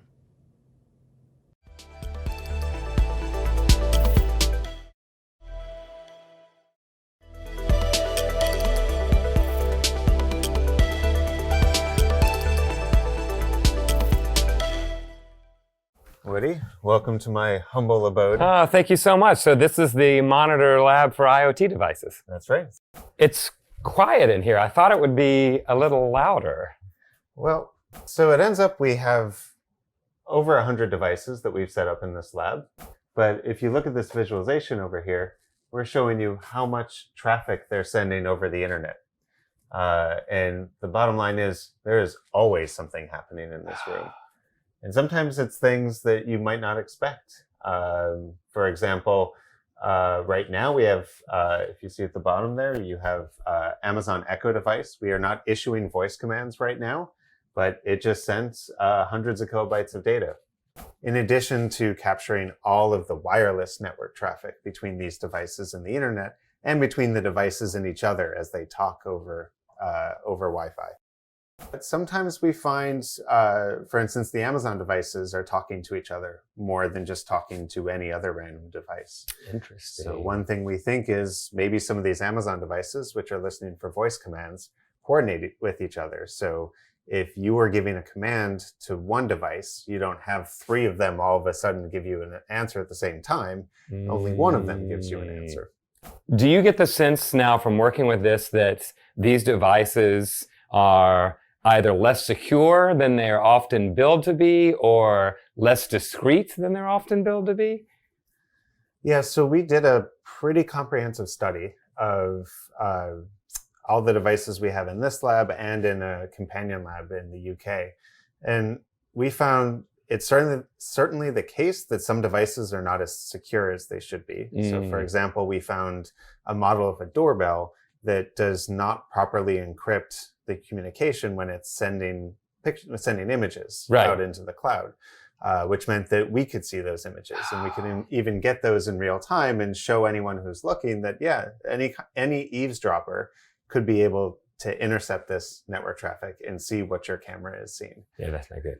It's not good. And on top of that, we did see a lot of devices with communication that we didn't expect. So we would do very controlled interactions with devices. We know what they should be sending. And then there's this whole pile of network traffic they're exchanging where we don't know what it is. We don't know what the purpose of that data is. So what sorts of other research projects have you been running in this lab? So there's a couple specific test beds that we've set up to understand how these devices behave in response to stimuli. Okay. And that's really what testing entails in this environment, is the stimuli. In a sense, all of these IoT devices are just giant sensors. Some of them have sensors that we're more familiar with, like microphones or cameras, and we should rightfully be concerned about those because images of us or audio of what we're saying can be extremely sensitive. Right. But there's other more simple things like motion sensors, and there's temperature sensors in the thermostat. All of these things are sensing the environment, so we have to come up with ways to change what they're sensing and how they react, and see what information seems to be getting exposed over the internet as we interact with them. Right. This is our smart speaker lab. In here, we have not only the Amazon smart speakers, which are all currently muted intentionally because one of the wake words is Amazon. Oh. So one of them would have woken up. Naturally. We have the Google Home Mini, we have the Apple HomePod, and the Cortana speaker. Are these items able to be turned on remotely? So do you have any evidence that someone else could activate it without you knowing about it? There's certainly examples of this in the literature using ultrasonic or just non-audible frequencies, right, to trigger the microphones and convince them into thinking that they heard a wake word. Oh. Because ultimately these are, like I said, sensors. Right. So if you can confuse a sensor into thinking it heard something, even using something that humans cannot hear, that will have the same effect as remotely turning it on and recording. That's right. Because sensors are dumb in the sense that they do one thing and that they don't sort of discriminate between the sounds. They just sort of take everything in. Yeah, they do what they're programmed to do. Right. And in the end, they may be programmed to do more than what the designers originally expected they'd be able to do. How might that affect us as users of the IoT? So the way we're looking at this is a little bit different. So, Okay. I mean, video data is of people is by definition a privacy risk. Right. Like, this is something that we generally expect when we're within the four walls of our of this room, or when we're within the walls of our homes. That's what we call a private space. Right. And increasingly we're bringing cameras into this private space. And so what we're trying to understand is, when might these devices activate when we did not expect them to? When are they recording in our private spaces in ways that the owner of the device did not intend? Right. So in general, this seems like a hard problem, because ultimately, how do we even know that the camera decided to start recording? And how do we know that it was expected or not? So we use platforms like this to help understand what is expected, what is normal behavior. From doing these experiments, we can tell what the network traffic looks like when it's doing recording. And we can tell when recording is based on a certain stimulus, like motion, versus when we put one of these devices in a completely isolated environment. So there's Right. no motion or anything else to wake it up. But in these cases, if we see video recording, that's obviously something fishy going on. Right. Right. And so ultimately, that's what we try to build here is, for instance, you could imagine having an interface like this that doesn't just show you network traffic patterns, but says, here is when your video camera was recording you. Oh, yeah. And then as a consumer, you could take a look at this and say, oh yeah, that makes sense. And wait, what's going on here? Right. So what sorts of experiments are you working on now, or are you hoping to do in the future with this lab? Yeah, so ultimately, so far I've told you mostly bad news. I mean, the good news is encryption, but the bad news is there's things that are listening when the wake words aren't spoken. Right. There's tons of chatter among these devices, and we have very little understanding of exactly what they're sending, or if they even need to have all of this network traffic. I mean, look at this today. 50 devices have already sent almost a gigabyte of data. Gosh. This is just devices doing routine network traffic. Right. So we want a better understanding of how much of this is actually necessary for the Right. functionality of the device. So to test this, one thing we can do is just block all the network traffic except whatever is absolutely necessary for the device to work. I've got one last question, which is, what's the most surprising thing that you've learned in all of your research here? Because a lot of stuff you had to have like a sense of, like, oh, I bet this is this, or I bet this is that. But was there anything that really shocked you? I think the thing that surprised me at first, and of course in hindsight, everything's like, oh, well, of course it was doing that, was a device like the Ring doorbell that we have. If you say, for instance, Alexa, show me the doorbell. Okay. So it's showing what's happening with the doorbell. The doorbell has now lit up over there. It wakes up, records video, and it lights up. However, if you just walk in front of it, it has a motion sensor. It'll wake up, it'll start recording you for 10 seconds, and you'll be none the wiser. Oh, it doesn't light up when you walk past it? It does not light up. So there's no Oh. indication to the person being recorded that it's even recording. And that's a signal. I mean, people rely upon that signal to sort of adjust their behavior if they're being watched, right? Exactly. And there were other things that we found where the behavior has since changed. So one thing was we couldn't even disable that if we wanted to into a recent software update. Interesting. And beyond that, the example I showed you with showing the doorbell on the smart speaker, that was one where when I told it to stop in the past, it would still record for another 30 seconds. Wow. The video wouldn't show there, but it would still be recording because we could see it in terms of the network traffic. Oh, interesting. So in other words, the things that really kind of surprised and to a certain extent terrified me is just how much additional recording was happening in many cases when, an unsuspecting person would not expect it. So it seems to me that a lot of the weight of your research happening here would lead you to the conclusion that all is not as it seems with the IoT. Absolutely. I think that in general, most people have very limited understanding of what the heck these devices are doing. What are they saying? What are the potential risks? And a large part of the reason we're doing this research is to illuminate that, to make it such that everybody can have a better understanding of what is happening, particularly in their private spaces, and then have some level of control over it. Excellent. It's such important work. David, thank you for your time. I appreciate it. My pleasure.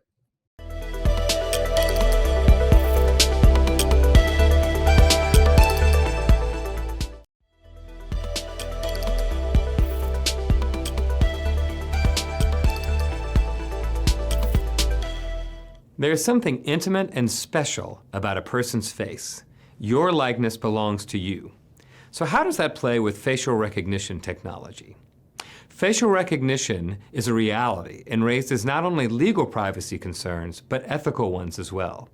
Also, deepfakes have been used to misrepresent and harass people, as well as jeopardize our national security. In the last lesson of Module 2, we'll talk about how the use of one's face and likeness is a privacy concern. Companies developing AI-powered tools like facial recognition technologies claim that the tech will bring many benefits. In a future with facial recognition, you'll never have to meet a stranger, fuss with passwords, or worry about forgetting your wallet. You'll be able to organize your entire video and picture collection in seconds. Missing people might be located, schools might become safer, and criminal suspects will have a harder time escaping the law. In a facial recognition world, we are promised total convenience, absolute justice, and an easy way to tell who is showing up for church.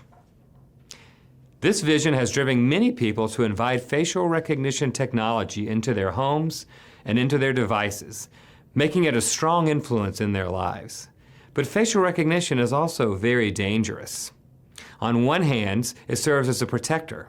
But on the other hand, it is a way for governments to exercise authoritarian control and jeopardize our privacy. Surveillance conducted with facial recognition systems can be oppressive.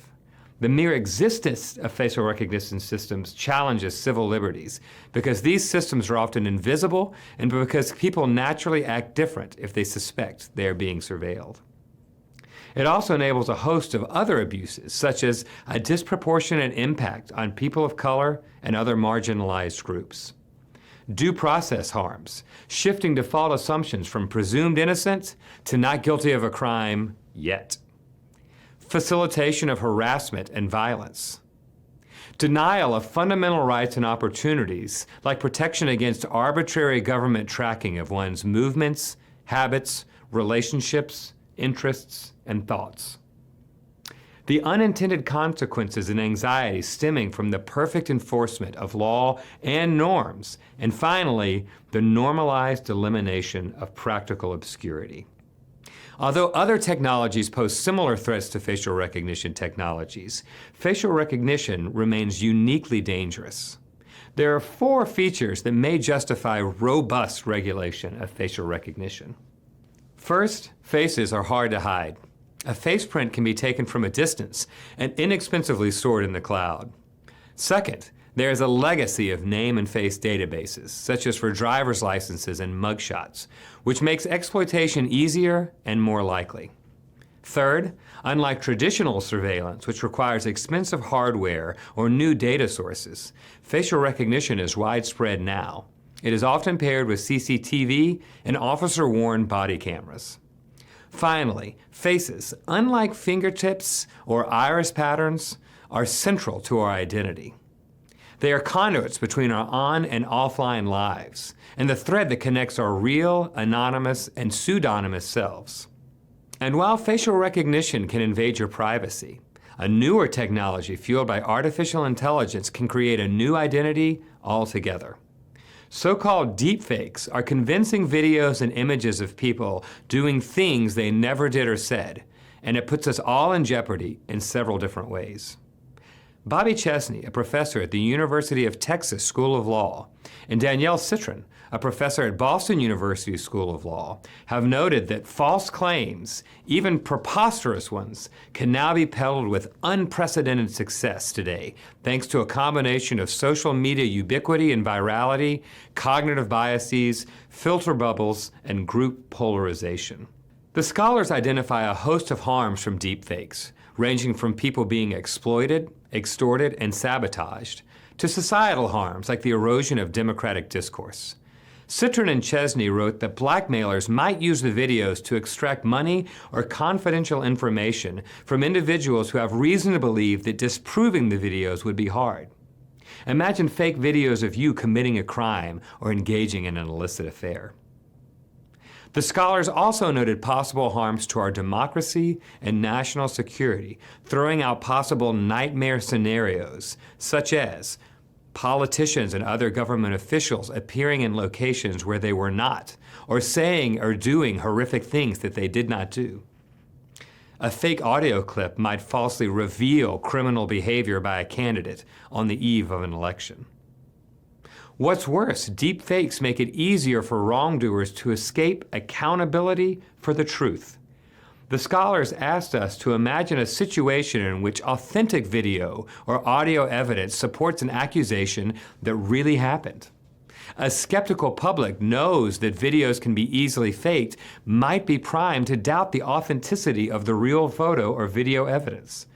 The scholars call this a liar's dividend. In any event, our faces and voices are now making us more vulnerable than ever before. In our next module, we'll look into the law of privacy. We'll take a closer look at surveillance and data. We will also look at how the rest of the world addresses concerns with privacy. First, though, we'll tackle privacy issues related to the media.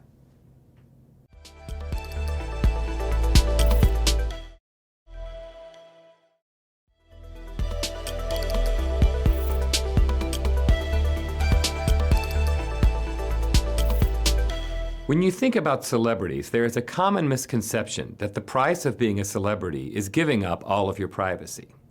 That is not exactly true. In fact, Hollywood stars are entitled to protection from intrusion, publication of private information, false portrayals in the media, and appropriation of their likeness. What exactly are these protections, and are celebs being denied them by the paparazzi in the same way you might be vulnerable to others on social media? Let's have a look here as we begin Lesson 1 of our final module. The best way to think of privacy law is not as one cohesive area of law, but rather a patchwork of many different kinds of laws created by many different kinds of legal bodies. For example, you can find privacy protective frameworks in constitutional documents. The First and Fourth Amendments of the U.S. Constitution protect our intellectual autonomy and right to be free from unreasonable governmental search and seizure. Privacy law can also be found in statutes enacted by legislatures at the federal, state, and even city level. The Children's Online Privacy Protection Act, for instance, regulates the collection and use of children's data. Administrative bodies like the U.S. Federal Trade Commission, Department of Health and Human Services pass and enforce regulations and other rules that protect our personal information. The web is saturated with contracts and privacy policies that dictate what personal data will be collected, how it can be used, and what can be done about it. And, most relevant to this lesson, judges also recognize that people can bring a cause of action for a legal wrong known as a tort when people pry and publish in ways that violate our privacy. Perhaps the easiest way to think about privacy is to track the three major concepts that implicate our privacy: the media, surveillance, and personal data. Most privacy laws have been developed alongside these three concepts. Regarding the media, the most relevant laws are what we call the four privacy torts: intrusion upon seclusion, public disclosure of private facts, misappropriation of name or likeness, and placing someone in a false light. While these torts are not limited to the media, they developed in response to media practices and technologies, and some of the most important cases that tested these rules involve journalists and mass communication technologies. Let's take each one in turn.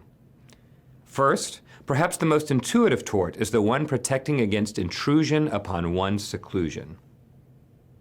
The general consensus in the U.S. is that one who intentionally intrudes, physically or otherwise, upon the solitude or seclusion of another or his private affairs or concerns is subject to liability to the other for invasion of his privacy, but only if the intrusion would be highly offensive to a reasonable person. This, of course, includes things like peeping toms and those who would listen in on our private phone conversations. But it could also include prying into people's private affairs, such as opening someone's private and personal mail, searching her safe or wallet, examining someone's private bank account, for example. Important questions always seem to arise with this tort, such as what does it mean to be secluded? What sorts of intrusions might qualify as highly offensive? The answer to these questions are too complex to answer in this short lesson, but suffice it to say that it always depends upon context. The tort of public disclosure of private facts keeps people from widely spreading your private facts around. The general consensus in U.S. law is that one who gives publicity to a matter concerning the private life of another will be held responsible for violating his privacy if the matter publicized would be highly offensive to a reasonable person and is not newsworthy. This is a very difficult tort to prove because it has so many limitations, largely rooted in concerns about our freedom of speech. The tort of misappropriation of name or likeness keeps others from using your face and identity for their own benefit without your permission. The general consensus in the U.S. is that one who appropriates to his own benefit the name or likeness of another will be held responsible for violating his privacy.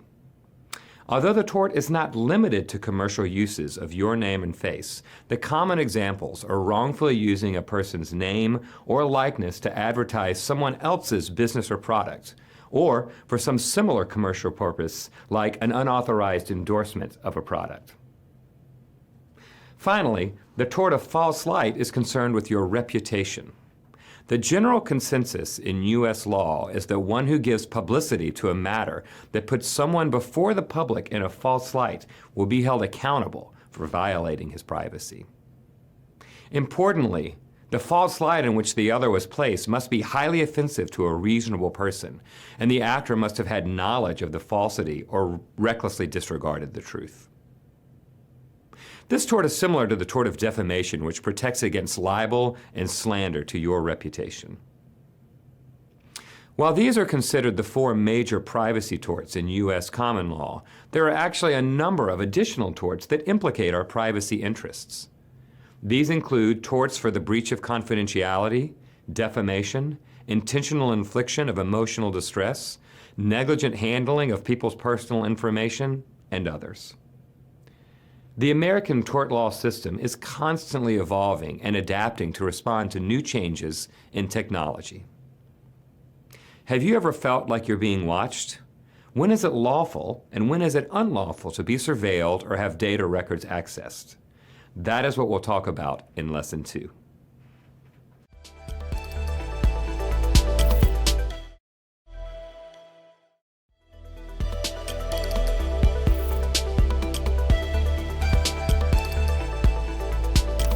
Do you remember your high school civics class? That's where you probably had your first exposure to a constitution, the charter document for countries. In the U.S., the Founding Fathers incorporated 10 amendments shortly after the Constitution was written, called the Bill of Rights. There wasn't one covering privacy by name, but the Fourth Amendment does provide protection in that area. We'll look at the Fourth Amendment and rights pertaining to exposure of stored records here in Lesson 2. The most important protection against government surveillance in the United States is the Fourth Amendment to the U.S. Constitution. The Fourth Amendment holds that the right of the people to be secure in their persons, houses, papers, and effects against unreasonable searches and seizures shall not be violated, and no warrant shall issue but upon probable cause, supported by oath or affirmation, and particularly describing the place to be searched and the persons or things to be seized. The way it works is that if what the government is doing qualifies as a search or seizure, then the government must first obtain a search warrant, which are issued by judges when the government can demonstrate probable cause. That means that a fair probability that a search will result in discovery of criminal evidence. If the government fails to get a warrant, unless it can prove that no warrant was necessary, the evidence is excluded at trial. Fourth Amendment law is very technical. There are several Supreme Court cases interpreting what the government is allowed to do.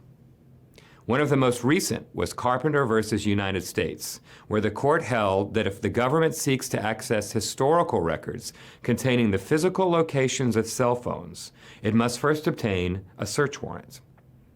This case was critical because it departed from previous Supreme Court opinions by recognizing a privacy interest in some kinds of information exposed to third parties, as well as our geolocation data. There are also multiple statutes passed by legislators that limit government surveillance. Two of the most important statutes are the Wiretap Act and the Stored Communication Act, which were both modified by the Electronic Communications Privacy Act of 1986, also known as ECPA. The Wiretap Act concerns interception of electronic and wire communications. In general, the statute bars wiretapping and electronic eavesdropping, possession of electronic eavesdropping equipment, and the use or disclosure of information unlawfully obtained through electronic eavesdropping. While the Wiretap Act addresses the interception of communications in transit, the Stored Communication Act addresses access to stored communications at rest. These days, this usually means emails, electronic messages, and other communications that are not in transit. ECPA also lays out guidelines for law enforcement access to data. Under the Stored Communications Act, the government is able to access many stored communications without a warrant, or with an authorization that is easier to get. There are many sorts of technical and seemingly arbitrary distinctions in the SCA, based upon things like how long the data existed on the server and whether the data sought is either content, like the actual sentences in an email, or non-content, like the address and routing information on envelopes. Generally, to get the information that is deemed most private, the SCA dictates that the government must get a warrant. For other kinds of information, the government has a relaxed burden of proof. It must demonstrate to a judge that there are specific and particular facts showing reasonable grounds to believe that the information requested is relevant and material to an ongoing criminal investigation. Given how much of our lives are conducted through electronic communication, it's no surprise that there is more data about us being created than ever before. In Lesson 3, you'll see how privacy law regulates our data, how our data is collected, used, and shared.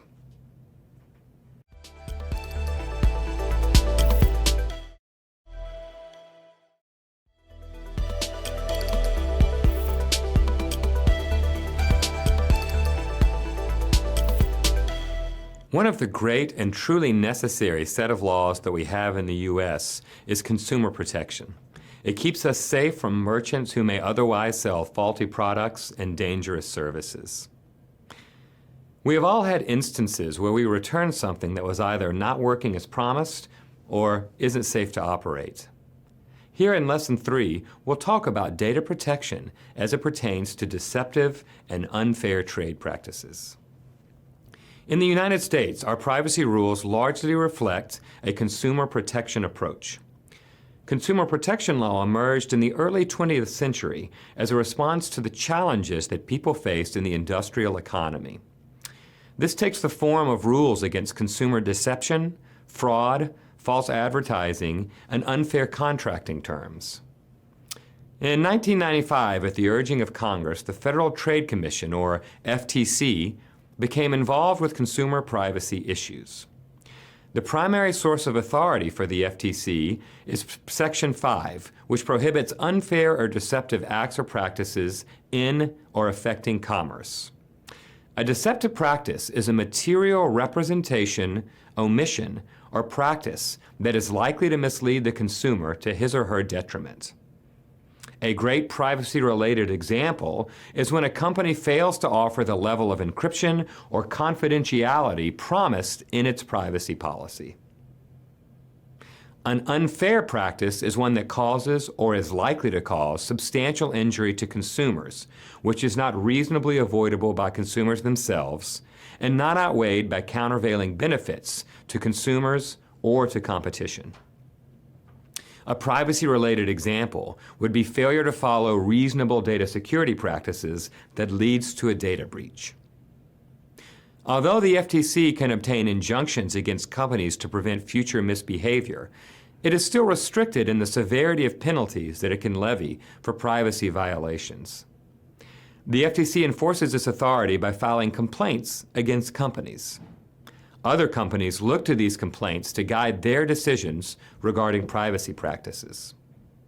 In practice, the FTC has become the broadest and most influential regulating force on information privacy in the United States, more so than any privacy statute or common law tort.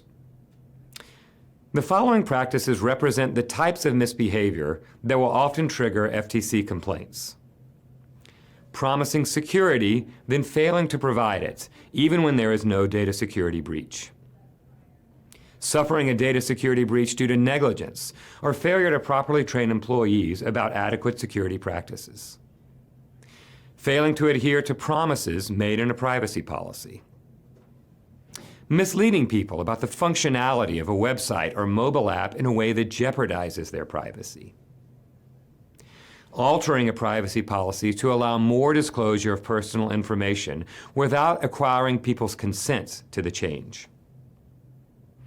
Collecting data about people in a deceptive way, even if they are not visiting or using the company's website.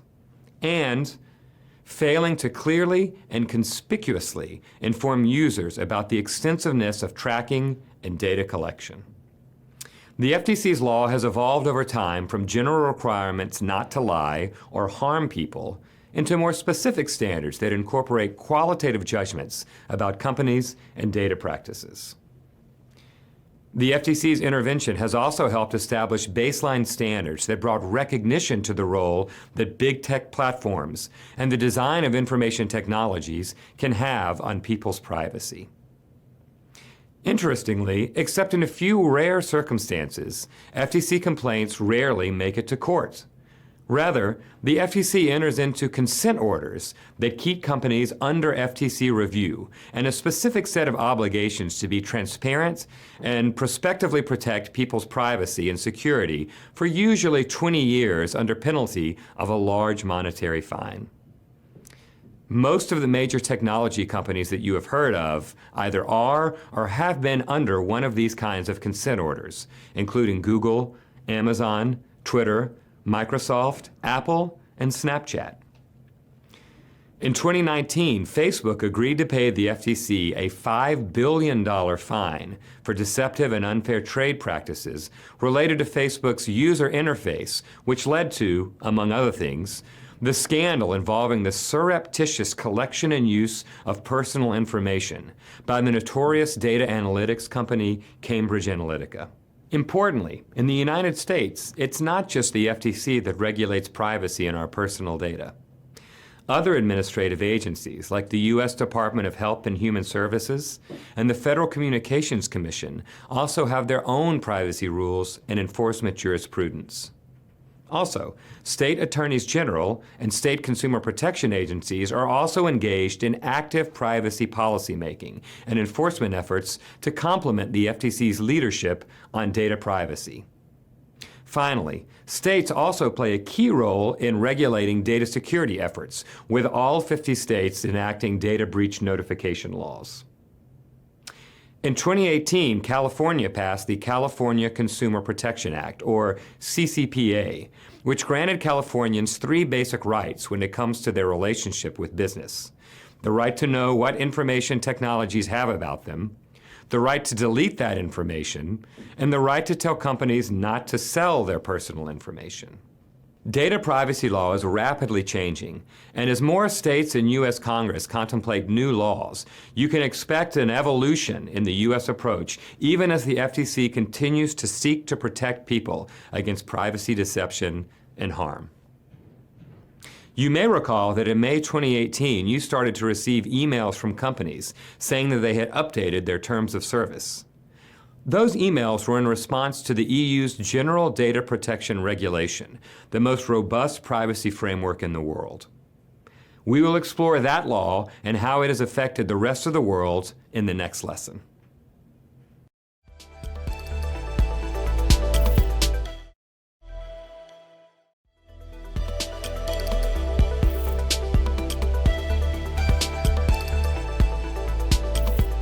Even though the United States is a global leader in computer technology, Europe has been recognized as the model for data protection regulation around the world. In the final lesson of this course, we will see what Europe is doing to protect data.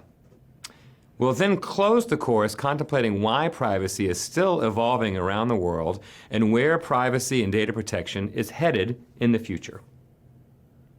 Around the world, countries have adopted what is generally referred to as a data protection approach, which is meant to ensure people's right to informational self-determination. Data protection laws focus specifically on how personal data is collected, used, and shared. You might recall from an earlier lesson that data protection regimes are generally built around the fair information practices.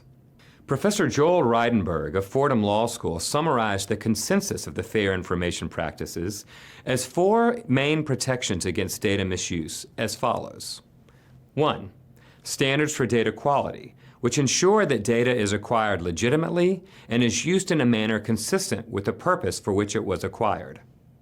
2. Standards for transparency or openness of processing, such as giving individuals meaningful notice regarding how their information is being used. 3. Special protections for sensitive data, such as requiring opt-in consent before such data, such as race, sexual preference, political views, or telephone numbers dialed, may be used or disclosed. And 4. Some standards of enforcement whereby compliance with the standards is ensured. Again, the fair information practices are the backbone of several important American privacy laws, such as the Privacy Act, which protects privacy in government records, the Fair Credit Reporting Act, and HIPAA. And importantly, they are also the soul of the world's most robust data protection regime, the European Union's General Data Protection Regulation, or GDPR. In the EU, both privacy and data protection have been recognized as a fundamental human right, and the GDPR is an effectuation of those rights. The GDPR can be seen as a data governance framework that attempts to put privacy on par with other laws that companies must take seriously, such as antitrust law and foreign corrupt practices law. The GDPR creates protections that follow the data and makes privacy officials within companies key cogs in modern information operations. The GDPR applies when personal data is processed. In principle, whenever a party touches data that relates to an individual, it's processed within the meaning of the GDPR. The GDPR starts from the presumption that the processing of personal data is illegitimate. The companies carry the burden of legitimizing their actions with respect to data. In order for these data controls to be legitimate, they must demonstrate adherence to the fair information practices. Companies must also have a legitimate basis for processing data, such as consent of the data subject, a necessity of the contract with the data subject, or what is called a legitimate interest. Companies have a legitimate interest in processing data when the interests of the data controller prevail over the interests of the data subject. The standard for informed consent is very high, as it must be freely given, specific, informed, unambiguous, and revocable. Europeans also enjoy very strong data subject rights. The GDPR details 6 rights for data subjects: the right to access data, the right to data portability, the right to rectify data, the right to erase data, the right to object to processing, and the right to restrict processing. These rights provide a powerful tool for data subjects to exercise control over their personal information, though the exact extent of all of these rights will likely continue to be refined for quite some time. The GDPR has had a huge impact on the privacy laws of other countries around the world. This impact is partly a function of the GDPR's prohibitions on the transfer of data from the EU to countries that do not provide adequate data protection. One of the ways to be deemed adequate in the eyes of the EU is to provide an equivalent level of data protection, which often results in a law that resembles the GDPR. The GDPR also represents a framework that is already being tested and refined. Countries such as Singapore, Japan, Brazil, and others borrowed heavily from elements of the GDPR to enact their own data protection laws. Who knows what rules will be created in the coming years? European-style data protection rules have undeniable virtues, but likely they will not suffice. The fair information practices assume data processing is always a worthy goal, but even fairly processed data can lead to oppression and abuse. Data protection is also myopic because it ignores how industry's appetite for data affects our environment, our democracy, our attention spans, and our emotional health. Perhaps what is needed is a comprehensive approach to privacy that is focused on power asymmetries, corporate structures, and a broader vision for human well-being. Whatever happens, we can be sure that privacy will be as important as ever as our lives become more closely watched and turned into data. I hope that you have enjoyed the exploration of privacy, this concept that helps us flourish as individuals and a society.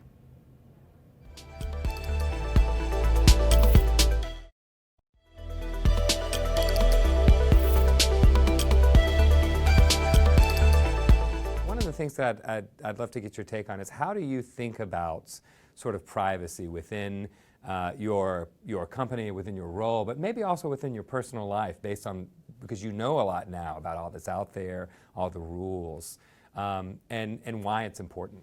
So for me, there's what I do personally, which is that I accept that somebody has everything about me. I assume that someone is able to match all of my browsing history, all of my likes on Facebook with me as a person, with my financial records. I just assume that that can happen. And at some point, you just have to stop worrying because what can you do about it? Right. I can't live only a cash life and not use the internet. In the woods. Yeah. So for me personally, I just kind of accept it, even if there are some kinds of limits that I try to put on it.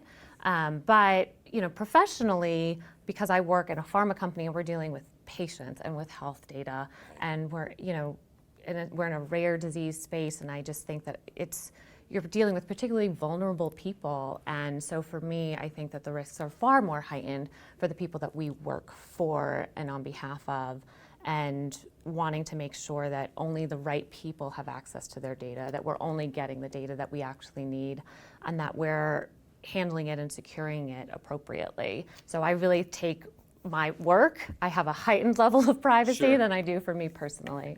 Could you tell us a little bit about your day-to-day practice? So what are the most common issues you find yourself dealing with now?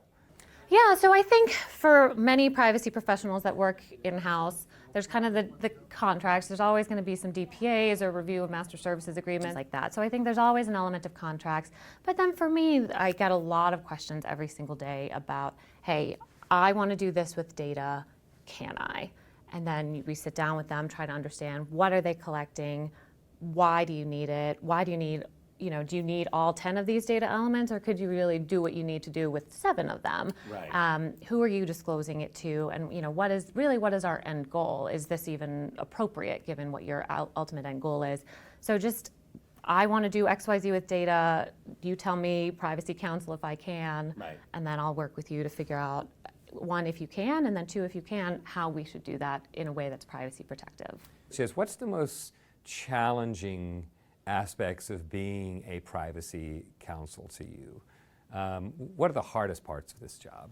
I think there are 2 things. I think one is that privacy is still kind of a new and emerging area, so making sure that people understand its importance, I think, is a challenge. Sometimes I'm very fortunate that my current company, people really seem to get it, and I think that in the healthcare space that tends to be truer, given that HIPAA has been around longer.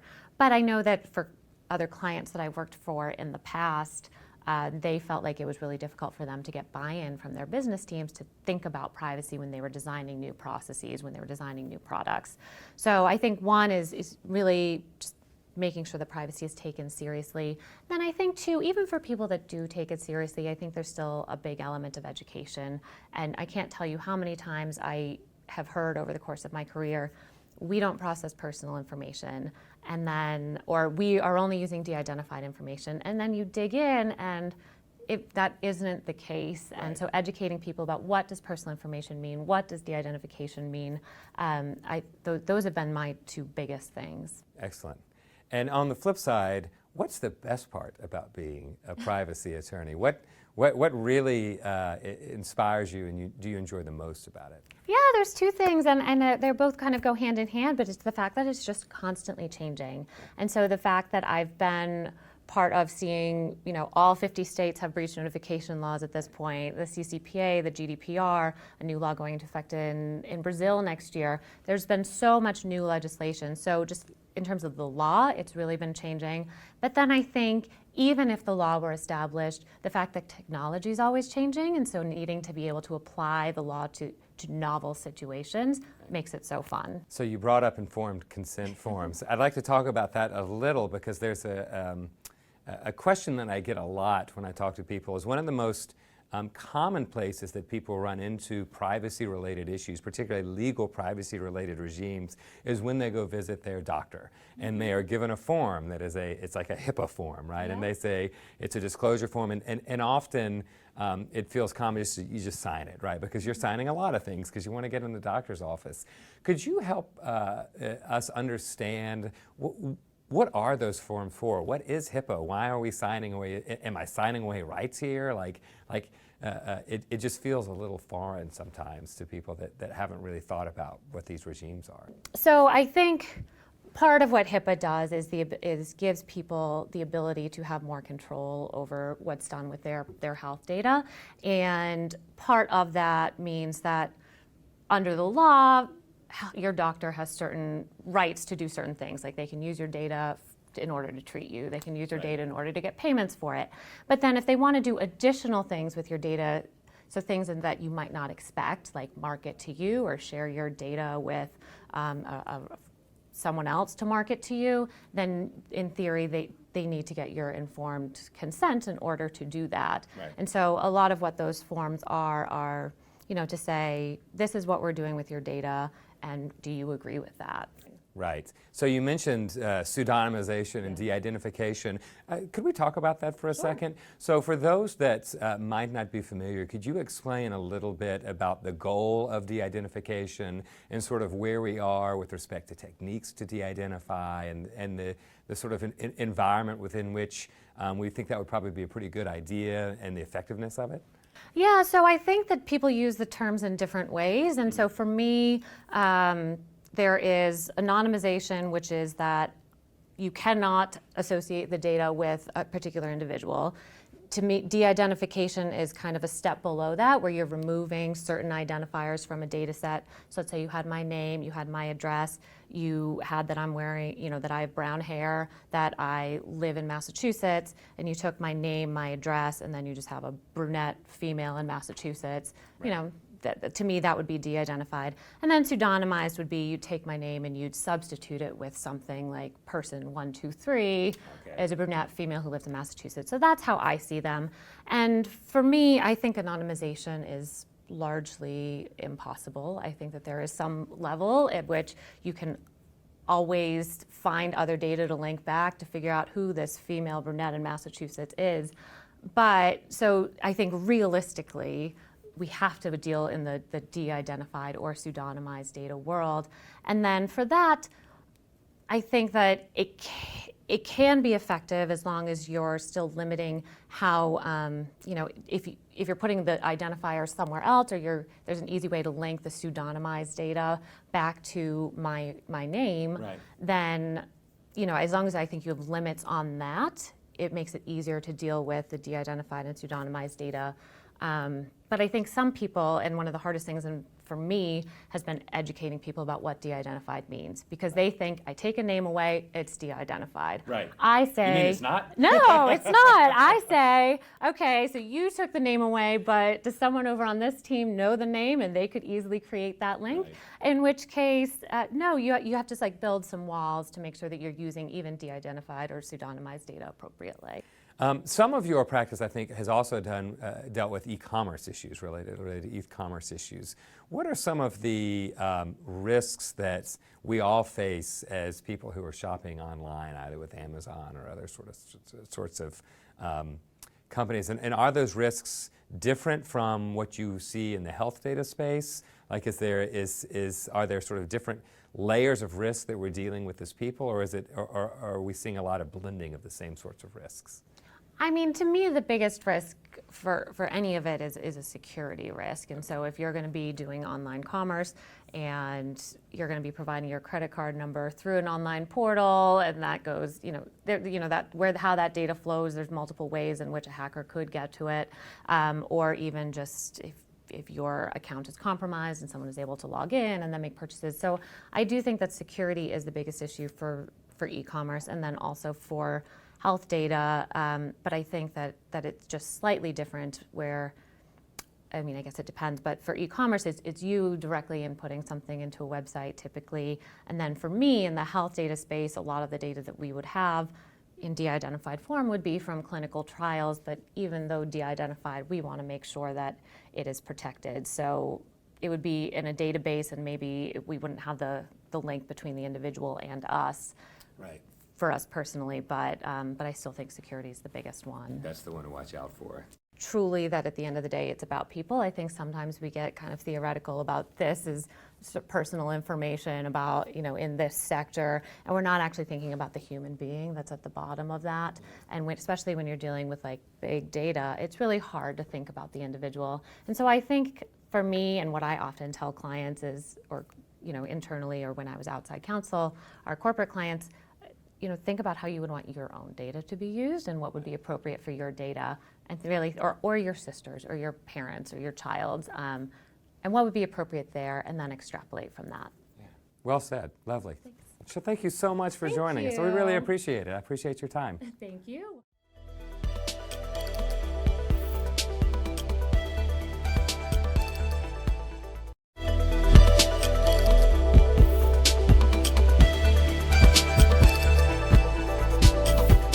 Neil, thank you for joining us today. I really appreciate it. Can you tell us a little bit about yourself and how you got into privacy? I first realized I was interested in privacy law when shortly after my clerkships, about 2 years after graduating from law school, I found myself, I was working as a postdoc and teaching at the University of Alabama, and a book arrived in the mail, and it was called Privacy Law by Anita Allen and a co-author. And I was flipping through because I didn't want to work much that day. And I realized that the chapter headings of this book were everything that I liked about the law. There was technology, there was legal history, there were civil liberties, there were computers, there was companies and governments and citizens and consumers. And so I quickly realized, I knew I was interested in civil liberties and internet law. And I went to work after that year for a large law firm in DC it was called e-commerce at the time, but it's now what we would call privacy law. And then I wanted to become a law professor. And so I decided I'd write an article about privacy law and why privacy law was compatible with the First Amendment. And a law school hired me, and 17 years passed very quickly, and here we are. That's great. Well, I want to start with a fundamental question. Why is privacy important? Why would it matter to our lives? Sure. Well, so I'm working on a book, as you know, called Why Privacy Matters. So I've thought about this question quite a bit. Privacy matters for a couple of reasons. At the outset, privacy is the way that we separate ourselves from other people, the way we separate ourselves from the government and from the power of the government. But increasingly in a data-driven society, in an information society, or a digital society, so much social power is organized, is exerted, is created around human information about you and me, everybody listening, and everybody else they know. And so in an information society, information is power. And for better or for worse, privacy is the language that we have used to talk about these questions in the law, in social policy, in economics, in rules surrounding privacy, rules regulating the collection, use, disclosure, deletion of human information and how it's applied to affect people's lives matter because, first of all, they allow us to develop our identities. We can figure out who we are, but it's hard to do that when we're always being watched.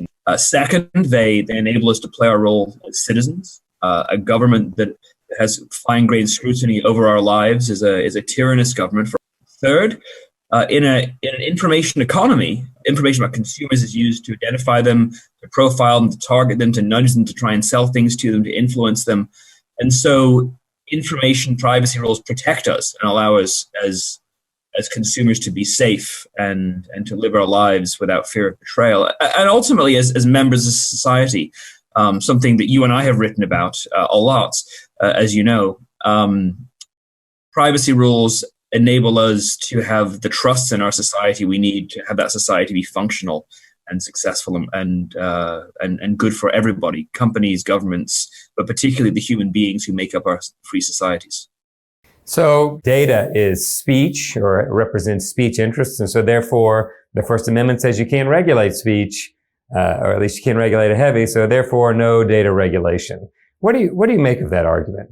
The last time our society was transformed to the extent that it's being transformed today was during the industrial age. And the industrial age was great. We got cars and we got televisions and all sorts of great industrial goods, but industrial goods are produced in factories, and factories are dangerous places to work. And companies were able to take advantage of their workers in sweatshops and tenements and make them work long hours under unsafe conditions and pollute the environment. And so progressive reformers said we should do something about all of these children who are getting crushed in machines and workers who are being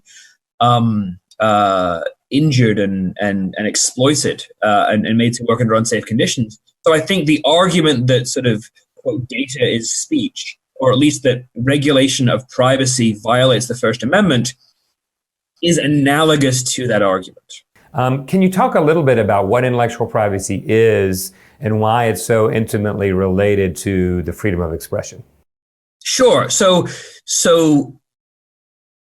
seductive but wrong arguments by companies about why privacy threatens free expression, I think distract us from the real and meaningful and to me at least fascinating ways in which a meaningful level of privacy protection is essential to values of belief formation and freedom of conscience and political participation and free expression that are protected by the First Amendment. And this is, as you mentioned, is what I call intellectual privacy. I think in a free society, it's essential that when we are making up our minds about the world, who we are, what we believe, what we think of potential political candidates or policies, what a good society, a good life looks like, that we have a level of protection, a level of privacy protection around those activities, so that we cannot be monitored or interfered with when we are making up our mind about the world. And so that's the idea of intellectual privacy. It rests on what we would call a normative claim, a sort of ideological claim, and it rests on an empirical claim. And so the normative claim is that free people should be trusted with dangerous ideas, with potentially subversive ideas, that we should get to figure out for ourselves what we believe, and we don't want other people, particularly the government, monitoring us when we are figuring out what our political beliefs are, or bad and false and unjust and ugly. That's the normative claim, right? And as ultimately, people are either going to agree with me on that intellectual privacy matters, that a protection of privacy around these sorts of fundamental political activities is essential, or they're not going to. But there's an empirical claim too, right? And this is the idea that when we are watched, when we are in the process of making up our mind about the world and our place in it, when we are scrutinized in the processes of thinking, with or without computers, of reading with or without computers, and of communicating with confidence before we're ready to express our political beliefs to the world, that when we are watched, that chills our intellectual activities, that it drives our explorations and our beliefs, as I say in the book called Intellectual Privacy. It drives them towards the boring, the bland, and the mainstream. And that's an empirical claim, right? People have often asked me, well, what's the evidence that people change their minds or don't explore dangerous ideas when they're being watched? And there's actually a fairly robust empirical literature, one that's actually grown since I published Intellectual Privacy in 2015, that actually does demonstrate that when we are watched, we act differently. The Europeans have it right, that they protect free expression, which is essential to a democracy. But free expression is criticizing the government. But they also, in Europe, have an expressly recognized constitutional right to privacy, and also want data protection. And their constitutional scheme protects not only free expression but also privacy, and does so in ways that are calculated to really promote the common good, and to enable citizens in technologically advanced industrial societies to live lives of purpose and flourish, and not be exploited by governments or by corporations. Unfortunately, we are out of time, but I wanted to thank you very much for a really enlightening conversation, and I appreciate your take on all of these really important issues. Always a pleasure, and I was very glad to talk about them.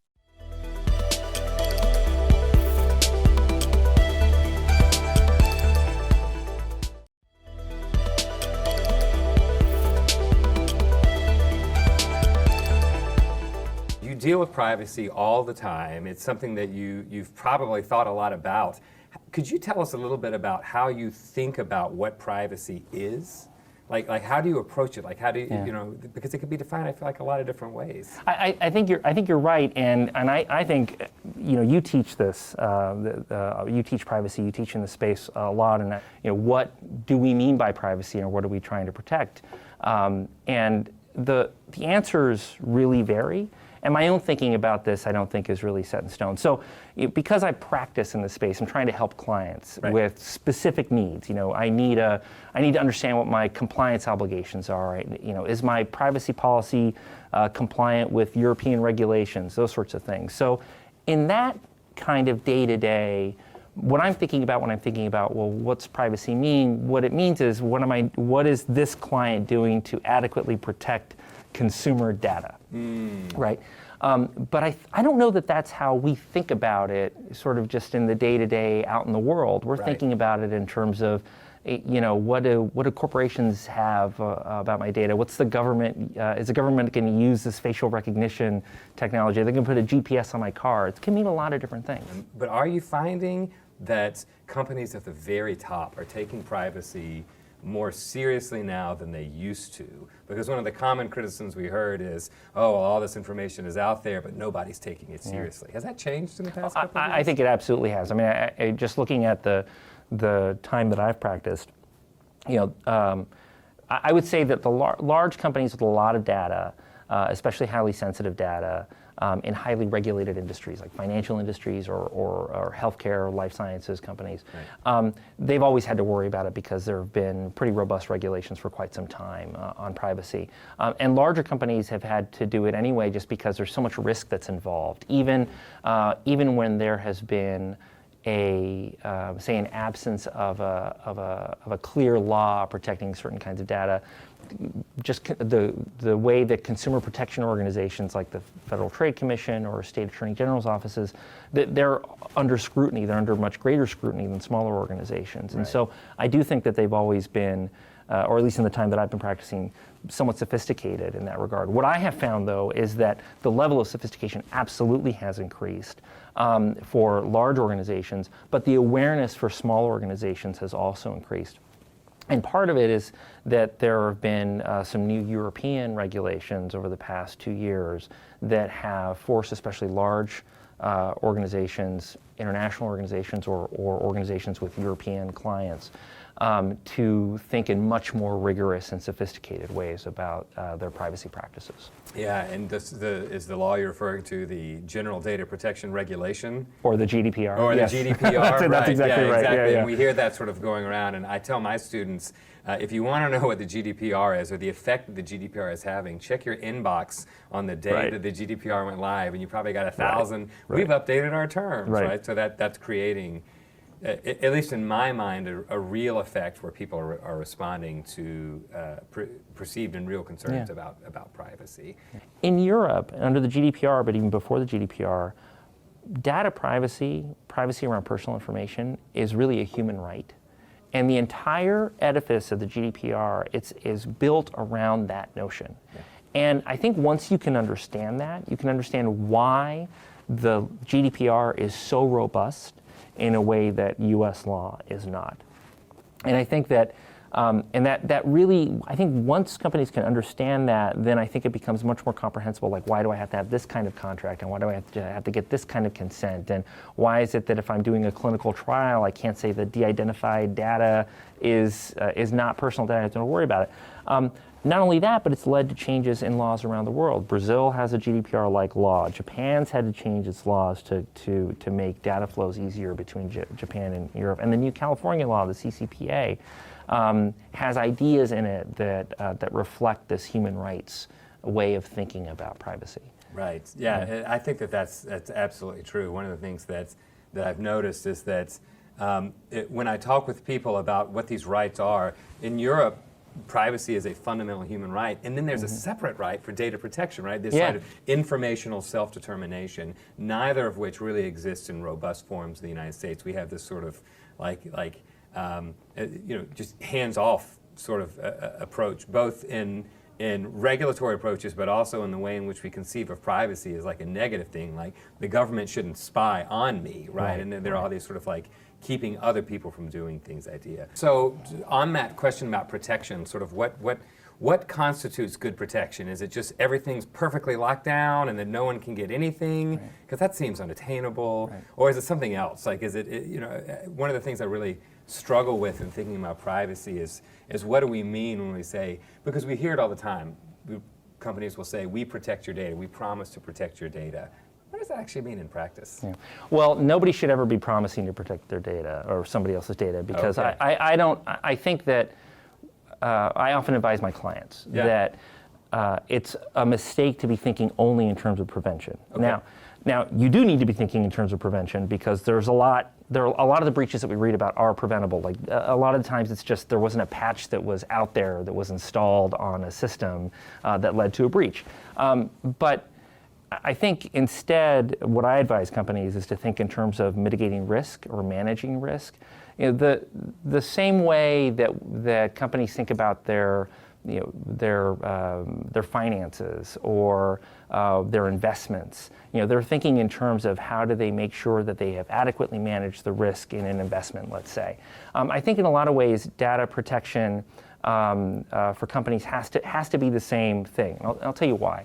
It might seem counterintuitive to say, well, you can't promise protection or prevention. Part of it is that even if you take the most reasonable steps you can take to lock down a system technically, to train employees to protect data and not fall for a phishing attack or a spoofing attack, and we can talk about what that means. People are going to make mistakes. Hackers are going to be pretty smart. You can have a disgruntled employee who's going to use their access to steal data. And so what I often advise companies is think about if the worst were to happen, what can you do to minimize the damage? Do you want to? Maybe you shouldn't have all of your data in one place. Maybe you should have multi-factor authentication. Maybe you should audit your policy every 6 months. So that's often how I'm thinking about it, how I'm thinking about practices when it comes to privacy. Right. And what's interesting to me about artificial intelligence, which artificial intelligence in some way, it's already here, and it's already the reason in some ways we have the GDPR that we have, because artificial intelligence really means, I think, at a most basic level, taking big data, lots and lots of data, and running lots of algorithms on that data, and then essentially creating a structure so that the algorithm can improve. So that the more, but you require all of this data. It is a very, very data-hungry technology. The GDPR accounts for this idea of automated decision-making, right? That these general prohibitions or restrictions around decisions that are made that affect people's rights based on the analysis of large amounts of data flowing through algorithms. Right. Artificial intelligence is really this idea of big data and the use of big data to make decisions sort of on steroids in lots of different kinds of applications. And I think that is going to be transformative. And it's already been transformative. It's just that I think the sophistication of the algorithms that are being used, the amount of data that's going into these databases and algorithms and their applications, I think they're only going to increase. And I think they're probably going to increase exponentially. So I think that there are obviously a lot of privacy problems in AI because it is data hungry. It means that more organizations that use AI technology for whatever kind of analytics that they're doing, they're going to require consumer information in order to make it viable. And so that means that more of your information is going to be out there, so to speak. Right. More of your information is going to be required, and more of it's going to be used in ways that could be detrimental. Right. And that law outside of the GDPR hasn't necessarily accounted for. Oh gosh. Okay. So final question.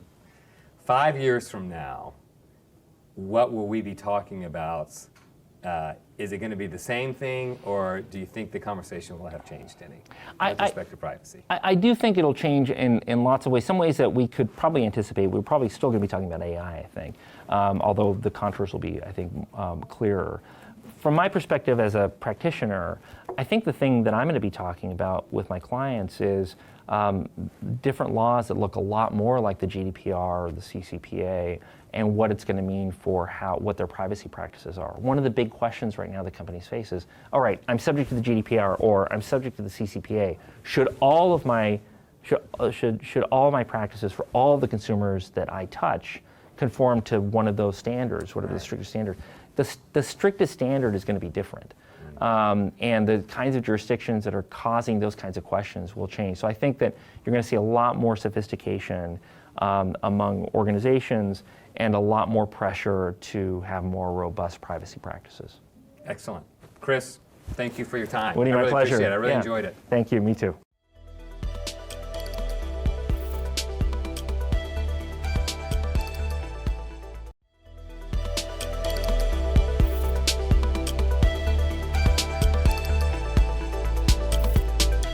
Congratulations on completing this course. This has been great.